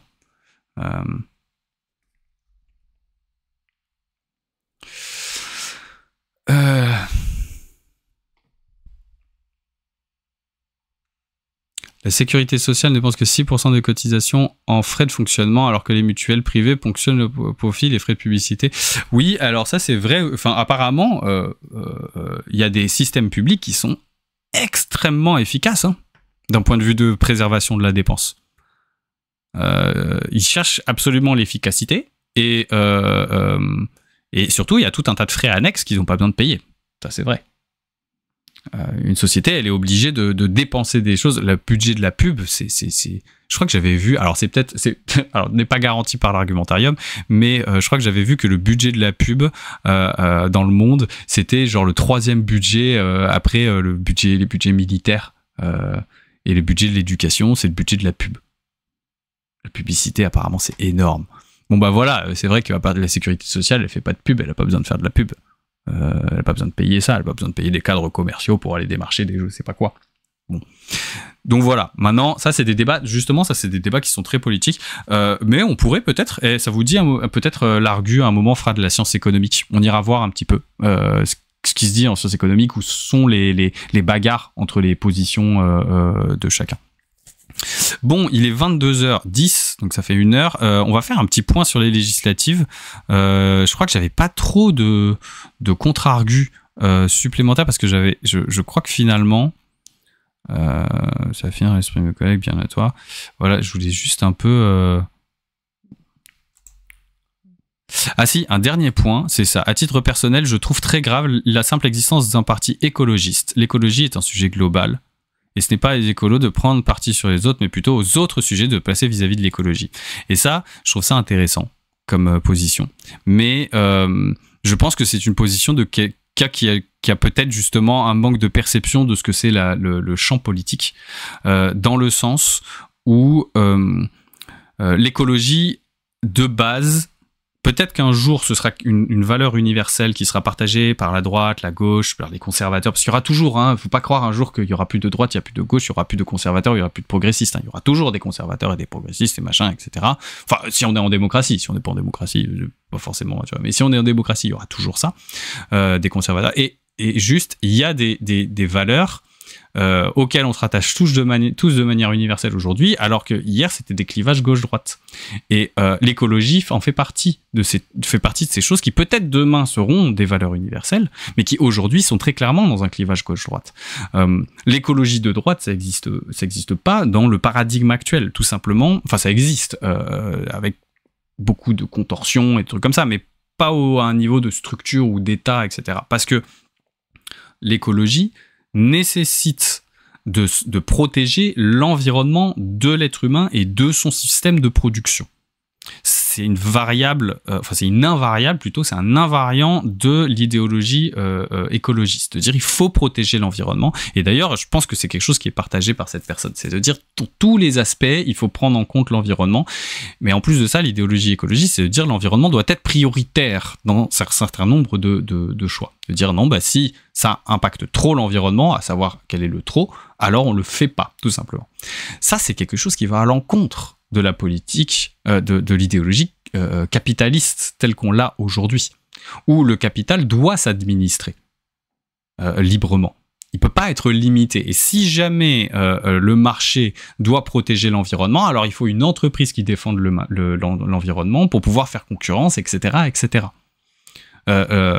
L'environnement ne peut pas être une valeur cardinal, intégré, et on le voit vraiment, moi je l'ai vu dans beaucoup de débats, y compris dans des débats scientifico-politiques, au CNRS ou quoi que ce soit.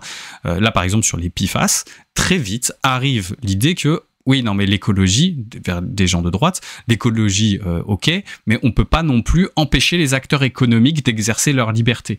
On peut pas non plus limiter chez nous un certain nombre d'entreprises, un certain nombre de productions industrielles, sinon on va se faire manger sur le marché concurrentiel. Vous voyez ? Et donc du coup on voit bien que le système écologique vient, l'idéologie écologiste vient complètement perturber cette grille de lecture. Alors peut-être que demain, effectivement, il y aura une droite, il y aura une gauche, et tout le monde sera écolo, et ce sera juste sur d'autres valeurs qu'on s'engueulera que le capitalisme, le socialisme, l'écologisme, les trucs comme ça, peut-être. Mais en tout cas, pour l'instant, faut ouvrir les yeux. Hein. Je suis désolé de le dire que oui, c'est une idéologie. C'est pas anti-libéral par définition, l'écologie. Bah si, un peu, justement. Oui. C'est un peu... puisque on est obligé de limiter la liberté d'un industriel, d'un entrepreneur, ou même d'un État, hein. Pas juste les méchants capitalistes, hein, mais tout ce qui va être un système productiviste et libéral, c'est-à-dire de dire non, on a la liberté de faire ça parce qu'on peut le faire, parce qu'on a le droit de le faire, etc. L'écologie, elle vient dire non, il y a une limite. Cette limite, c'est qu'il y a un droit de l'environnement, que l'environnement doit être protégé, y compris de votre libéralisme, y compris de votre productivisme, y compris de tout ça. Puis en plus, là, il y a le changement climatique qui vient amener un peu qui vient un peu verrouiller le truc, quoi, en mode... de toute façon, on est bien obligé d'être écolo parce que sinon, on va brûler la planète. Mais les plus fervents opposants à la transition écologique, ils sont tous à droite. Hein. C'est à droite que se trouvent les positions les plus anti-écologiques. Donc, non, désolé, c'est pas neutre. On peut pas juste dire l'écologie est un sujet global, c'est pas aux écolos de prendre le sujet, etc. Si les écolos sont autant de gauche, c'est qu'il y a une raison, en fait. C'est pas... voilà. Et s'il y a si peu d'écolos de droite, et si jamais l'écologie à droite ne se greffe que si peu aux idéologies, aux narratifs et aux programmes politiques de droite, c'est aussi qu'il y a une raison. C'est pas parce que les gens de droite n'ont pas assez écouté. D'accord ? C'est pas pour ça. Donc voilà. Alors, on va faire un petit point sur les législatives et la science. Je pense que ma vidéo n'a tout simplement pas assez tourné. Voilà. Sinon, évidemment, le RN ne serait absolument jamais arrivé... au deuxième tour de cette élection législative. Bon, ça a été un peu... bon, on va pas tourner en rond. Je pense pas qu'il y ait particulièrement de gens d'extrême droite sur ce Twitch. Donc, autant le dire, on est entre nous, on n'est pas d'extrême droite. Ça a piqué, quoi, hein.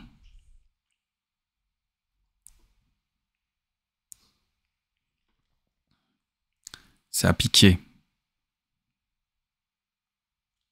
J'ai partagé à quelqu'un qui a bien aimé la vidéo, mais qui a quand même voté RN. Ah.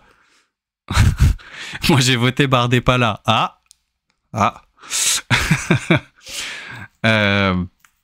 T'as partagé à quelqu'un qui a bien aimé la vidéo, mais qui a quand même voté RN. Alors, celle-ci, c'est rigolo. Ça, non, parce que par contre, je peux parfaitement comprendre. Alors si, il y en a un qui m'a fait un commentaire, genre en mode encore un truc de gauchiasse, de merde, de wokiste, de machin. Donc moi, je comprends très bien que quand on est d'extrême droite, on peut ne pas du tout apprécier cette vidéo. Mais alors, comment on peut apprécier cette vidéo et quand même aller voter RN derrière? Moi, je sais pas trop. Bah, tu vois, ça fait partie, ça fait partie de ces trucs là, de ces dichotomies que les gens vivent avec, que parfois nous, ça nous semble absurde. On se dit, mais il y a un grand écart là, en fait, c'est pas possible. Alors qu'en fait, si.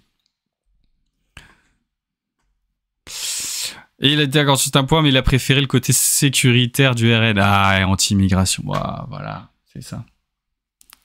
Moi, j'attends quand même le moment où il y a juste peut-être quelqu'un qui va ouvrir, puisqu'on parle un peu des côtés Z, sceptiques, etc. Parlons de fenêtre d'Overton. Peut-être qu'il y a un moment, faut quelqu'un de suffisamment légitime dans le monde médiatique qui va pas du coup se faire exclure de base, parce que c'est ça le problème aussi, hein. Dans le monde médiatique, si jamais tu viens de rentrer, que tu dis une dinguerie de gauche, on te refait ressortir aussi sec. Alors que si tu as une position légitime, on n'a pas le droit de te faire ressortir aussi sec. Peut-être d'avoir quelqu'un qui va ouvrir la fenêtre d'Overton en disant tout simplement, mais non, il n'y a pas de problème avec l'immigration. Voilà, qui va ouvrir le truc comme ça. En disant non, il n'y a aucun problème.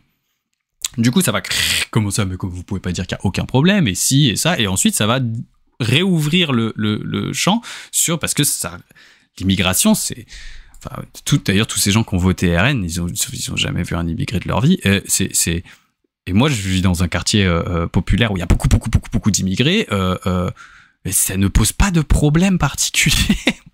En tout cas, les gens, ça ne pose pas de problème particulier. Moi, mon boulanger, il a gagné la meilleure baguette de Paris, il est sri-lankais. Les pauvres d'extrême droite, ils en pouvaient plus. Ça les a mis par terre. Ils étaient là, quoi? La meilleure baguette de Paris? C'est un sri-lankais qui l'a faite. Ben ouais, c'est mon boulanger.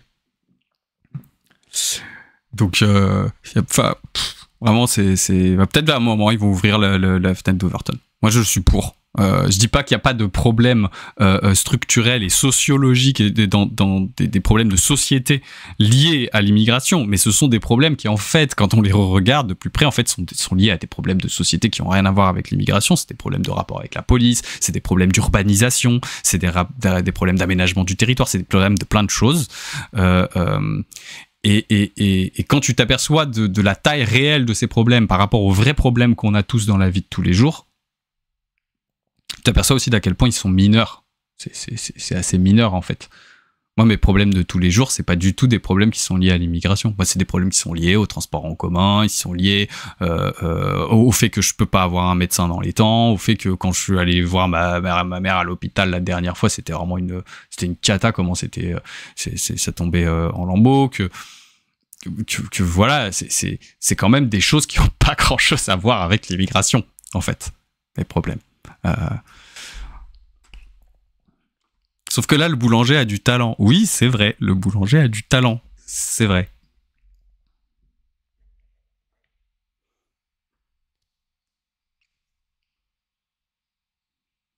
Je pense que je pense vraiment que bon, on verra on pourra faire une question. Peut-on débunker l'extrême droite? Moi, de plus en plus, je soutiens que non. Et d'ailleurs, ces élections, pour faire le parallèle avec les 10 dernières minutes de ce stream, moi je soutiens que non. C'est pas une question de debunk. Déjà, je crois pas trop au concept du debunk et machin, etc. Je pense que si t'arrives à débunker quelque chose chez quelqu'un avec 2 arguments, 3 passes d'armes et 12 minutes de vidéo, c'est que c'était pas très très bien ancré dans son cerveau à la base. Voilà, c'était pas si voilà. Quand quelque chose est vraiment ancré dans ton cerveau, que tu y crois, que tu l'as construit, que tu l'as pensé, etc., on peut pas juste débunker. C'est une désintoxication progressive, lente, de tout un tas de choses. Et le problème, c'est que on a une société où on a permis aussi, avec l'information continue et la fédiversification de l'actualité, d'entretenir par une espèce de petit poison lent en permanence cette peur de l'immigré, cette peur de l'immigration, cette peur de tout un tas de choses, etc. Et que du coup c'est très très dur de lutter contre ça, parce que dès qu'ils rallument la télé, il y a quelque chose qui vient les remobiliser dans leurs affects, en fait. C'est pour ça que c'est très très difficile. Alors sur les élections législatives, on a des scientifiques qui sont bien allés, hein. Un collectif de chercheurs dont des prix Nobel. Moi je sais pas ce que vous en pensez. Mais moi, le fait de repréciser à chaque fois que c'est des prix Nobel, que machin, etc., ça a un côté un peu...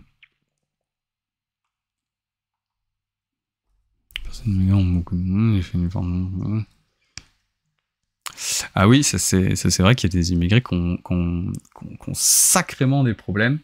Moi, j'avais vu un truc aussi, à un moment, c'était une avocate j'avais une voisine qui était avocate et qui défendait les immigrés, les réfugiés, etc. Et elle m'avait dit un truc tout bête auquel j'avais jamais pensé. Et je me suis dit, putain, mais c'est évident, quoi. C'est quand les gens vous disent que dans les populations carcérales, il y a autant d'étrangers, il y a autant d'immigrés dans les populations carcérales. Moi, l'avocate, elle m'a dit, c'est normal. Qui c'est qui va en prison ? C'est des gens qui n'arrivent pas à se défendre, surtout. En réalité, moi, j'essaie d'éviter à tout prix la prison à des réfugiés qui ne parlent pas un mot de français. Comment vous voulez qu'ils se défendent ? Ils n'ont pas un rond, ils ne parlent pas un mot de français, ils ne parlent pas un machin, etc. Très vite, ils peuvent se faire condamner beaucoup plus durement. Et donc, il y a un biais permanent. Pourquoi est-ce que les gens sont en prison ? Pourquoi les étrangers, les immigrés sont en proportion plus importante dans les prisons? C'est pareil dans énormément de pays, en fait. Hein. C'est parce qu'ils ne maîtrisent pas la langue, ils ne maîtrisent pas leurs droits, ils ne maîtrisent pas tout un tas de choses. Du coup, ils peuvent pas se défendre, ils savent même pas comment ça marche. Ils se retrouvent devant les tribunaux, mais ils savent pas du tout comment fonctionne un tribunal. Ils voient un avocat commis d'office qui a 70 000 dossiers à gérer, qui arrive même pas à échanger avec lui parce qu'il n'y a pas de traducteur. Et donc voilà, mettez-le en détention, quoi. Et ça, c'est une part, enfin moi, elle me disait, c'est une part importante de la proportion d'étrangers en prison. Alors, c'est pas toute la proportion, hein, c'est pas... Il y a bien des gens qui sont en prison, étrangers ou pas, d'ailleurs, et qui sont des délinquants, des criminels, pas de souci. Hein. Mais il y a aussi des gens, en fait, qui sont tout simplement incapables de faire appel à leurs droits. Faut pas oublier que les prisons sont aussi peuplées de gens qui sont en détention provisoire.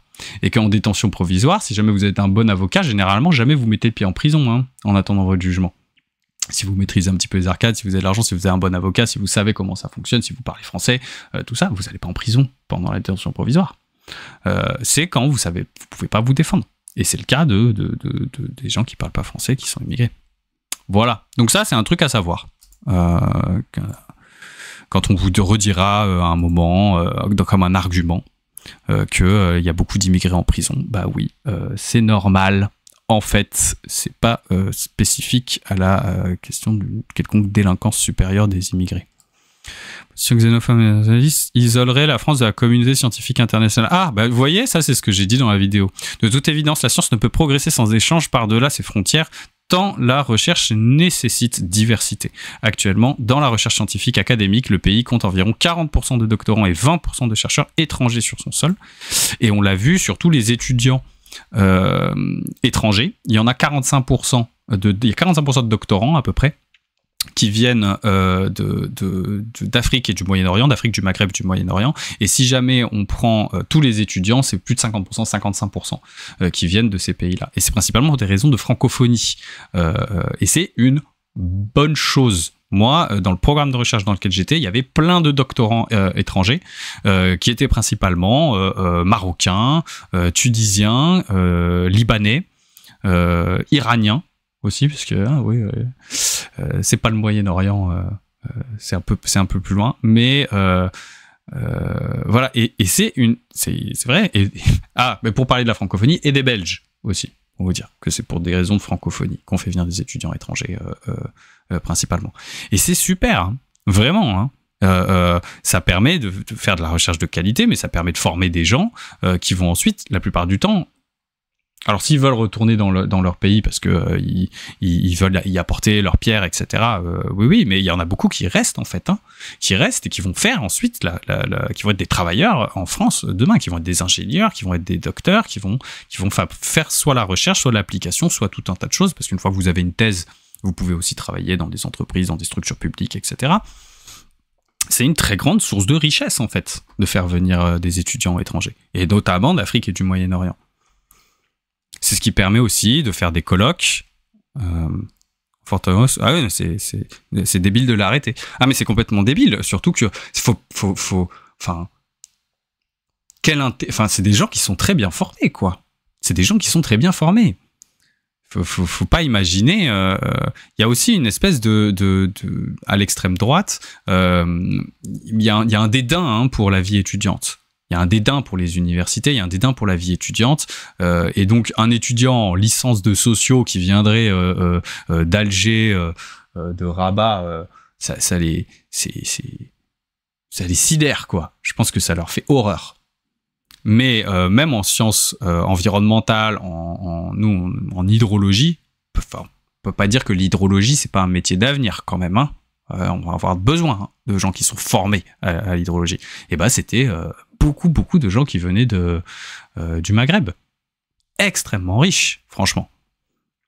Pour nettoyer la Seine. Oui, eh ben, vous savez quoi? Ça va être la prochaine vidéo.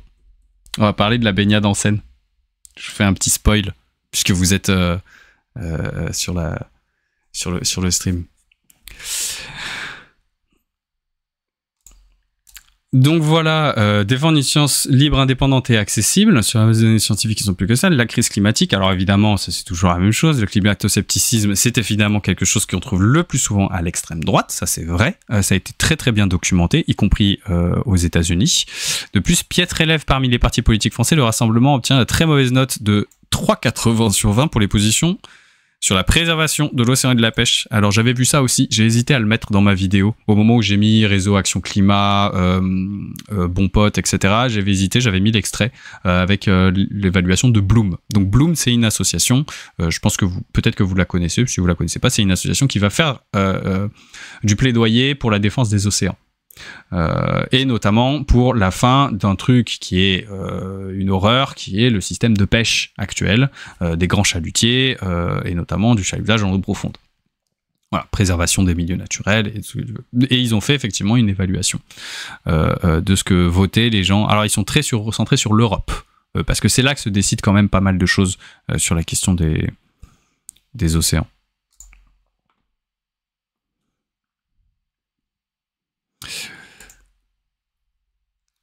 Et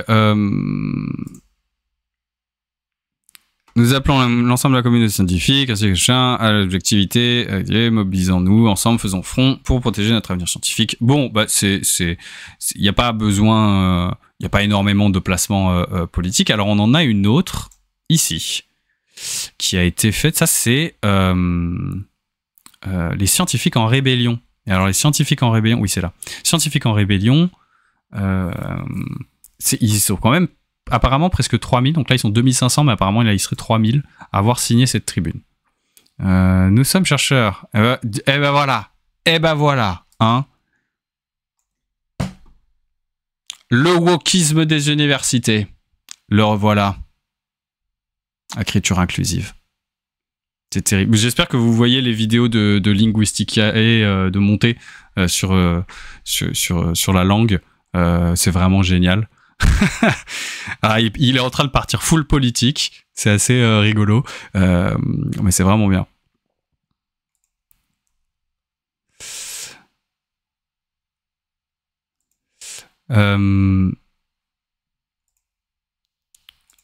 Hop. Donc un aspect de notre mission, l'origine, évidemment, effondrement de la biodiversité, gravité de la pollution. les effets des politiques publiques sur la hausse des inégalités. Ah, voilà. Bon, alors les scientifiques en rébellion, eux, tout de suite, ils vont être beaucoup plus impliqués. Je pense qu'on fera une vidéo un moment sur eux, parce qu'il se trouve que j'ai un pote qui en connaît un, personnellement, qui est carrément allé faire les gardes à vue en Allemagne, là, qui est allé se gluer les mains sur du béton. Et donc du coup moi j'aimerais bien l'interroger pour lui demander comment ça se passe quand il retourne dans le laboratoire avec ses collègues en fait. Du coup ils discutent de politique ou pas, enfin et du coup est-ce qu'on se dit que c'est un scientifique qui est trop militant pour faire de la... Voilà, moi j'ai plein de questions à lui poser, je pense qu'on fera un épisode là-dessus. Le RN nous promet un monde en surchauffe, ça c'est parfaitement vrai. Et voilà, bon, on sent que par rapport... Vous voyez, quand je dis qu'il y a des positionnements politiques, c'est que on voit tout de suite que là, on va avoir une tribune de collectifs de chercheurs, dont des prix Nobel. Alors, à chaque fois, on fait le petit appel à l'élitisme, voilà, afin de protéger la liberté et l'objectivité scientifique, mais il y a quand même peu d'engagement à part... il y a quand même peu d'engagement à part sur les questions de climat. On sent que les questions de climat ou de Covid, donc de santé, sont un peu sorties du champ de la politique pour devenir des évidences scientifiques. Et donc du coup, on a le droit de les défendre, on a le droit de s'exprimer dessus quand on est un scientifique. Mais par exemple, tout de suite, les scientifiques en rébellion, ils sont beaucoup plus incarnés dans des positions qui sont de gauche et qui vont pas avoir peut-être à tort, hein, d'ailleurs, parce qu'il y a beaucoup d'avancées qui ont été faites en sciences sociales sur ces sujets-là, de pression systémique, etc., mais qui vont tout de suite être beaucoup plus catégorisées comme des prises de position politiques. Ils se rebellent, ils s'engagent, beaucoup plus que cette espèce de forme de tribune en neutralité, être contre le RN. Je quitte son stream, il est remonté, ouais. On parle de monter, là. Désolé, il y a une petite latence, hein, mais bon, c'est normal, je pense que vous êtes habitués. Lutter contre l'obscurantisme et la démagogie. À la vérité, voilà, au Brésil et aux États-Unis, on assiste à des baisses drastiques de budget, et dans l'éducation et dans la recherche, oui, alors ça, c'est vrai. Et j'avais trouvé, pour pouvoir préparer la vidéo, alors je sais...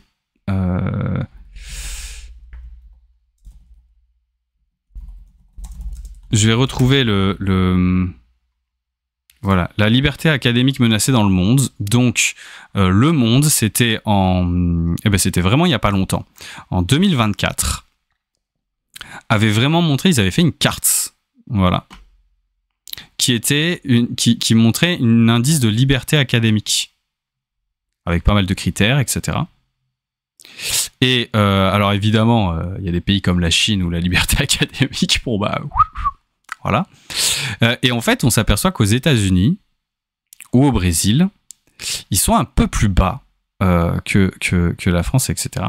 Et en fait, ils ont fait une courbe en fonction des dates, enfin vraiment un graphique d'évolution. Et on voit, regardez la Hongrie, on voit l'effondrement de la liberté académique à partir du moment où il y a la prise par Viktor Orban.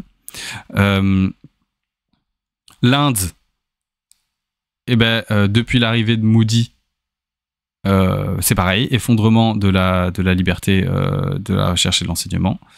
En Chine, bon évidemment en Russie, et ça c'est classique, hein.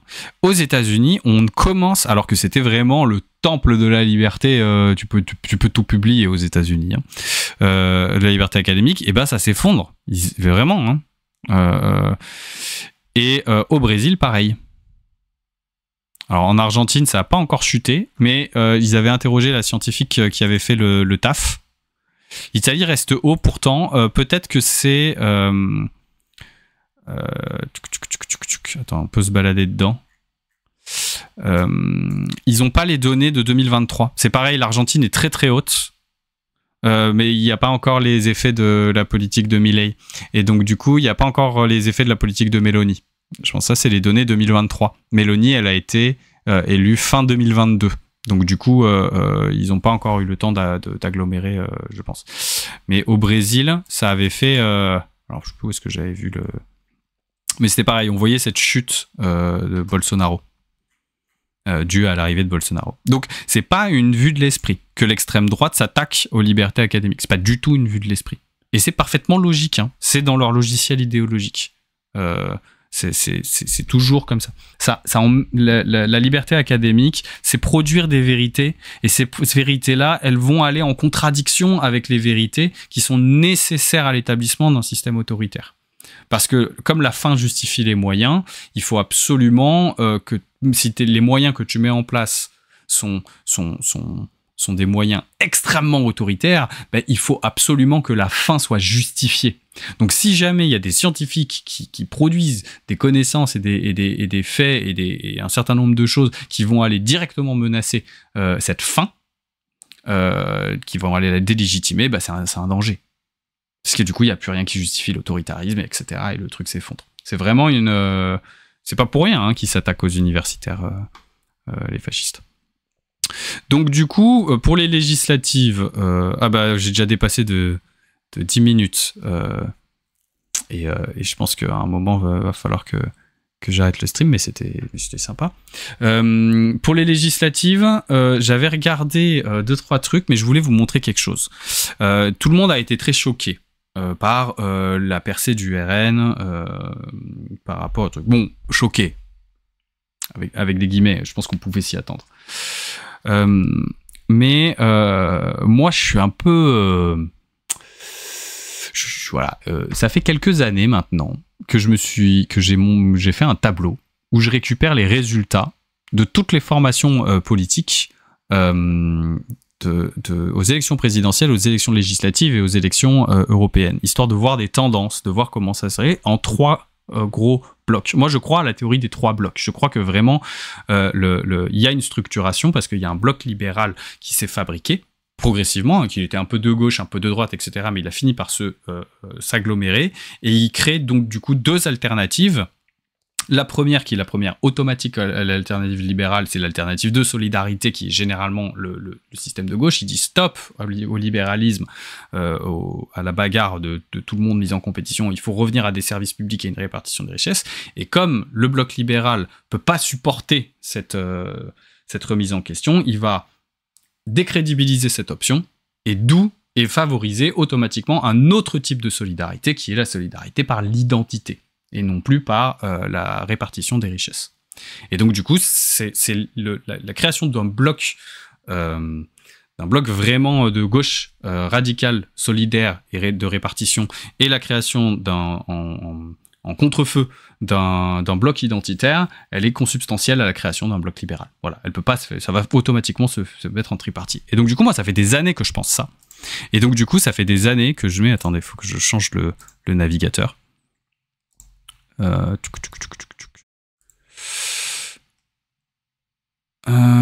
Capture de fenêtre.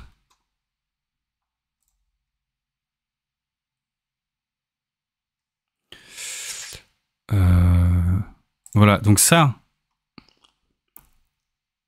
c'est les tableaux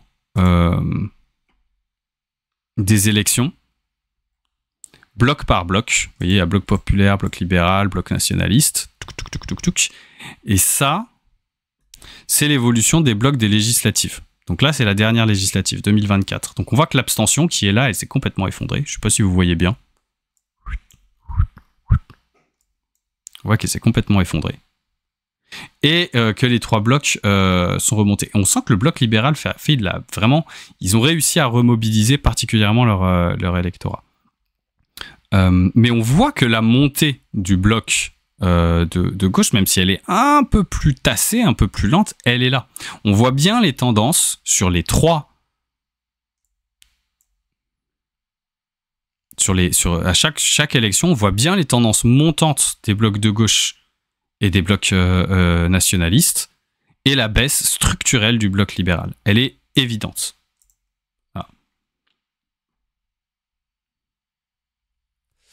Si on se comptabilise les Outre-mer, oui, c'est possible. Mais là, on parle vraiment en grosse tendance, quoi. Eh ben, je vais pas me la raconter, mais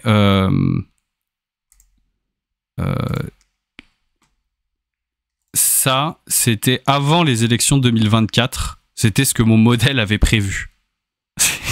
J'avais fait une espèce de petit modèle. Alors, j'avais pas prévu que l'abstention serait aussi... mais ça, c'est vraiment ce qui était prévu dans mes tendances 2027.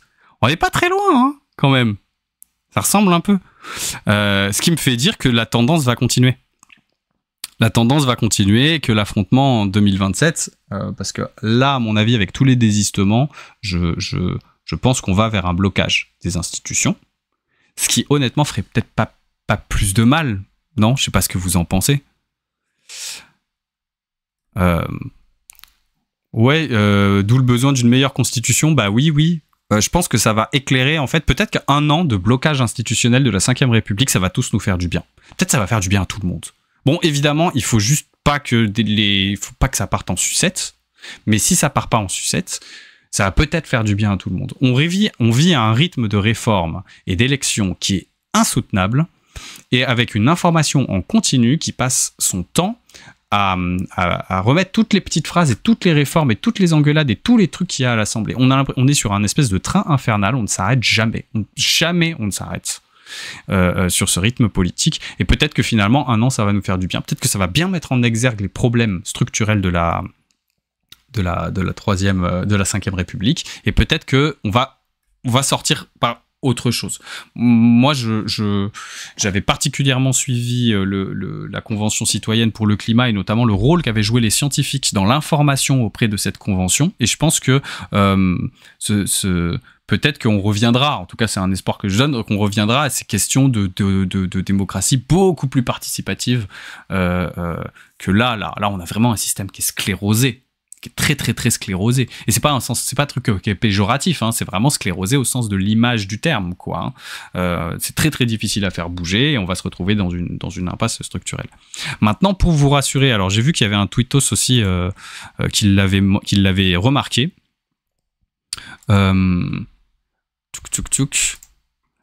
Ce n'est pas une vague RN de mobilisation d'un électorat qui ne votait pas RN il y a 2 ans. D'accord ? Si on regarde je suis en train de reprendre mes évolutions. Non, c'est pas le bon. Ah, je m'embrouille avec mes tableurs. Voilà. Si on regarde ici, c'est le vote pour les 3 blocs. Donc ici, vous avez le bloc populaire, ici, vous avez le bloc libéral, ici, vous avez le bloc nationaliste. Ça, c'est l'abstention. De 2022. Et ça, ce sont la taille des blocs aux législatives de 2024. Vous voyez ? Ici. Ça, c'est présidentielle de 2022. Et ça, c'est législatif de 2024. Et ce qu'on voit, c'est qu'on est sur des blocs qui ont sensiblement la même tendance, en fait. À part peut-être les libéraux qui continuent un petit peu leur baisse, qui ont un peu moins mobilisé. Mais sinon, on est dans de l'ordre de, en gros, chaque électorat a réussi à mobiliser 85-87% de son électorat de 2024, de 2022. Et d'ailleurs, on le voit, ça c'est le ratio entre législative et présidentielle rapporté à l'abstention. Bah, vous voyez, on n'a quasiment pas bougé. 0,23% de plus pour le truc, 0,22% de plus pour le RN, 0,28% de plus ou de moins, je sais plus comment j'ai fait mon calcul, par rapport à 2022, si on corrige de l'abstention. Donc en fait, il y a quasiment rien qui a bougé depuis 2022. C'est pas une vague, c'est une mobilisation inédite de chacun des électorats. Et celui qui a le mieux réussi à mobiliser son électorat, c'est clairement le bloc nationaliste. Ils sont quasiment à 400 000 voix d'avoir fait le plein. Voilà. Nous, on a fait le bloc populaire, où je dis nous, parce que moi j'ai voté pour le nouveau Front populaire, sans distinction particulière. Hein. Moi, je vote pour Moi, je vote pour une chèvre à gauche, si vous voulez, une chèvre éco-socialiste, si elle est dans le nouveau Front populaire. Donner plus de pouvoir au Conseil économique, social et environnemental. Bah justement, ouais, j'en parlais, le Conseil économique, social et environnemental, faut pas oublier que c'est lui qui a accueilli justement la Convention citoyenne pour le climat et que justement, c'était pas neutre de l'accueillir dans cette instance-là. Je pense que c'était une bonne chose, que ça a redonné un petit peu à ce Conseil-là un vrai rôle. Et on le voit, ils auditionnent, le Conseil économique, social et environnemental, ils auditionnent des scientifiques, ils auditionnent des experts. Alors, est-ce qu'il doit avoir un rôle législatif? Moi, je sais pas, à voir à quel point. Mais effectivement, je suis d'accord avec ça. Donc, voilà, pour vous dire, nous n'avons pas eu une vague de Rassemblement national particulière, nous avons juste eu une mobilisation particulière des électorats de chaque bloc à cette élection. Et du coup, on se retrouve avec quelque chose qui finalement aurait dû être les élections de 2022 si on n'avait pas mis les élections législatives comme ça, juste derrière les présidentielles, qui font qu'il y a beaucoup de gens qui perdent la présidentielle et qui se démotivent et qui vont pas voter aux législatives. C'est moins de 50% de participation législative. Alors que ce sont les législatives des élections les plus importantes. Ce sont elles qui donnent la majorité parlementaire et qui donc donnent la couleur du gouvernement. Tout le monde le sait quand on est un tout petit peu informé sur la politique. Et donc du coup, c'est beaucoup plus important. Le fait est qu'on a juste eu la vraie législative qu'on aurait dû avoir en 2022. C'est ça la réalité. C'est tout. Alors bien sûr, ça fait mal au cul quand on s'est voilé la face. Ça fait un peu... oh là là, mais c'est incroyable, le RN fait 34%, et gna gna. Peut-être, mais si vous regardez en nombre de voix, c'est vraiment, on est sur les mêmes répartitions qu'en 2022. Donc ça veut surtout dire que il y a toujours une échéance, il y a toujours un combat qui est mené. N'oubliez pas que le bloc du nouveau Front populaire, dans toute sa diversité, même si là, moi, dans ma manière de faire le calcul, je vous précise, j'ai mis que la moitié du PS dans le bloc populaire. L'autre moitié, je l'ai mis dans le bloc libéral. Je pense qu'il y a toujours une belle scission entre les deux. Je pense qu'il y a toujours 2 PS dans le PS. Et donc du coup, il y a une belle limite. Mais quoi qu'il arrive, quoi qu'il advienne, de toute façon, les blocs de populaires, de gauche, éco-socialistes, éco-socialo-communistes, insoumis, tout ce que vous voulez, est un bloc qui est en train de monter inexorablement, et le bloc nationaliste monte inexorablement. Et donc je conclurai ce stream sur le fait, j'ai vu qu'il y avait une vidéo de Mélenchon qui était passée là de 2012, qui disait à la fin ça se jouera entre eux et nous, et personne l'avait cru à l'époque, et peut-être moi le premier, parce que voilà quoi. Et peut-être qu'il avait vraiment pas tort. Ça va se finir comme ça s'est souvent fini dans l'histoire, les grandes montées de confrontation comme ça et de grands choix de politique générale sous climat de crise économique causée par le libéralisme, etc. Ça fait monter mécaniquement des gros blocs de gauche et des gros blocs nationalistes qui vont s'affronter, on l'espère, uniquement politiquement. Par contre, pour un scientifique, utiliser Excel et pas R. J'espérais que ça passerait. Alors, sachez que moi, je suis pas un scientifique. J'ai juste fait une licence de sciences. Ensuite, j'ai fait une double licence communication scientifique, puis j'ai fait un master de journalisme, culture et communication scientifique, et ensuite j'ai travaillé pour un programme de recherche où, oui, eux, ils utilisaient R, ils utilisaient plein de logiciels, je me suis même pris la tête avec des scientifiques qui voulaient pas utiliser Word pour écrire leur traitement de texte. Mais voilà, moi j'utilise Excel, je suis désolé, mais parce que j'utilise vraiment pas souvent des tableaux, je fais des trucs très basiques et donc du coup quand on fait des trucs très basiques, on utilise les logiciels qu'on connaît. Voilà. Je plaide coupable. Latex Forever. Voilà, je savais. Latex Forever. Évidemment. Latex. Imbitable pour ceux qui maîtrisent pas ce logiciel. Voilà. Sache-le. Pitou Whisky. Imbitable pour ceux qui maîtrisent pas. J'ai même pas su. À un moment, il m'avait envoyé, et en plus, il m'avait envoyé un tuto, hein, comment faire, etc. J'ai jamais réussi. À un moment, je devais relire des rapports pour qu'ils soient bien en bon état et machin, etc. J'ai voulu recentrer un titre. J'ai jamais trouvé comment on faisait. J'ai abandonné. J'ai fait, vas-y, c'est bon. Mais je sais que pour ceux qui maîtrisent, c'est très très simple, apparemment. Pour ceux qui maîtrisent. Bon, sur ce, ça fait 2 heures de stream. Je pense que on va s'arrêter là. Finalement, on a beaucoup parlé de la dernière vidéo et assez peu de législatives. Je pense qu'on en parlera un moment. J'espère que ça vous a plu. À quand le prochain stream? Écoute, il faut que je teste des choses parce que j'ai vu que moi j'avais mis comme ça mardi soir parce que ça m'arrangeait vite fait, mais je m'aperçois qu'il y a d'autres soirs où ça m'arrange et il faut que je regarde par rapport aux autres streamers parce que moi il y a des gens que j'aimerais bien suivre et puis il faut, voilà, j'ai pas envie qu'il y ait de choix. Moi je suis un tout petit streamer et un tout petit YouTuber.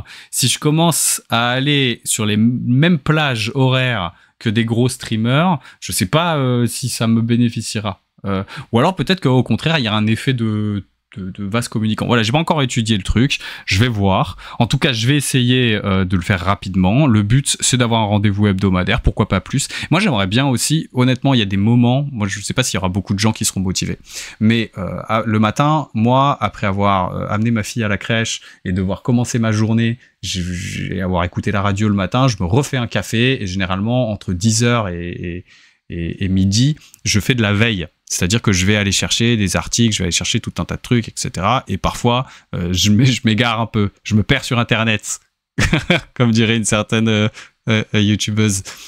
Et du coup, je me dis parfois, quitte à se perdre sur Internet, autant le faire une fois par semaine sur Twitch, avec des gens. Ça peut être sympa. On peut se perdre sur Internet tous ensemble. Le jeudi, 11h, il n'y a pas Viktorovic. Bah voilà, on va peut-être faire ça. En tout cas, je vais mettre au point un petit programme. Je vais tester des trucs. J'ai vu que de toute façon sur Twitch, ce qu'il fallait faire, c'est streamer à plein de moments, voir un petit peu ce qui plaît le plus aux gens qui sont là. Et puis ensuite, on verra. Donc, et comme on se retrouve de toute façon bientôt parce que la prochaine vidéo, elle sort avant les Jeux Olympiques. Ce sera sur la baignade en Seine. J'ai ma source, elle est juste ici. Je suis en train de la potasser. Voilà.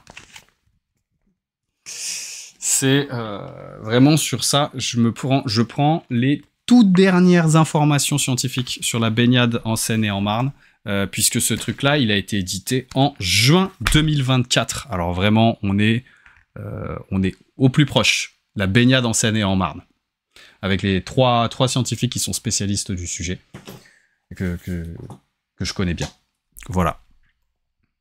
La baignade d'Hidalgo, moi j'y ai jamais cru. Oh mais instant, il faut pas que je commence à spoiler. J'y ai jamais cru en juin. Parce que ils avaient annoncé vraiment un mois de juin pluvieux. Et vous le verrez dans la vidéo, hein, mais vraiment, dès qu'il pleut un peu, dès qu'il y a des pluies orageuses, à Paris, tu peux plus te baigner. C'est mécanique. Genre vraiment, tu peux mettre autant de milliards que tu veux, il y a un système hérité dont je parlerai dans la vidéo. Mais il y a aussi plein d'autres choses. Il y a plein d'autres enjeux et je pense que vous allez apprendre des trucs sur l'histoire de la baignade en Seine. Il y a toute une partie historique. Allez, je ferme c'est fini. Merci à tous. C'était chouette. Oh, j'ai la bouche sèche. Il va falloir que je me prévoie de l'eau la prochaine fois. J'étais pas du tout équipé. Bye et merci. Alors je finis mon choc, je fais. Voilà. Ciao, c'était chouette. Merci à la team.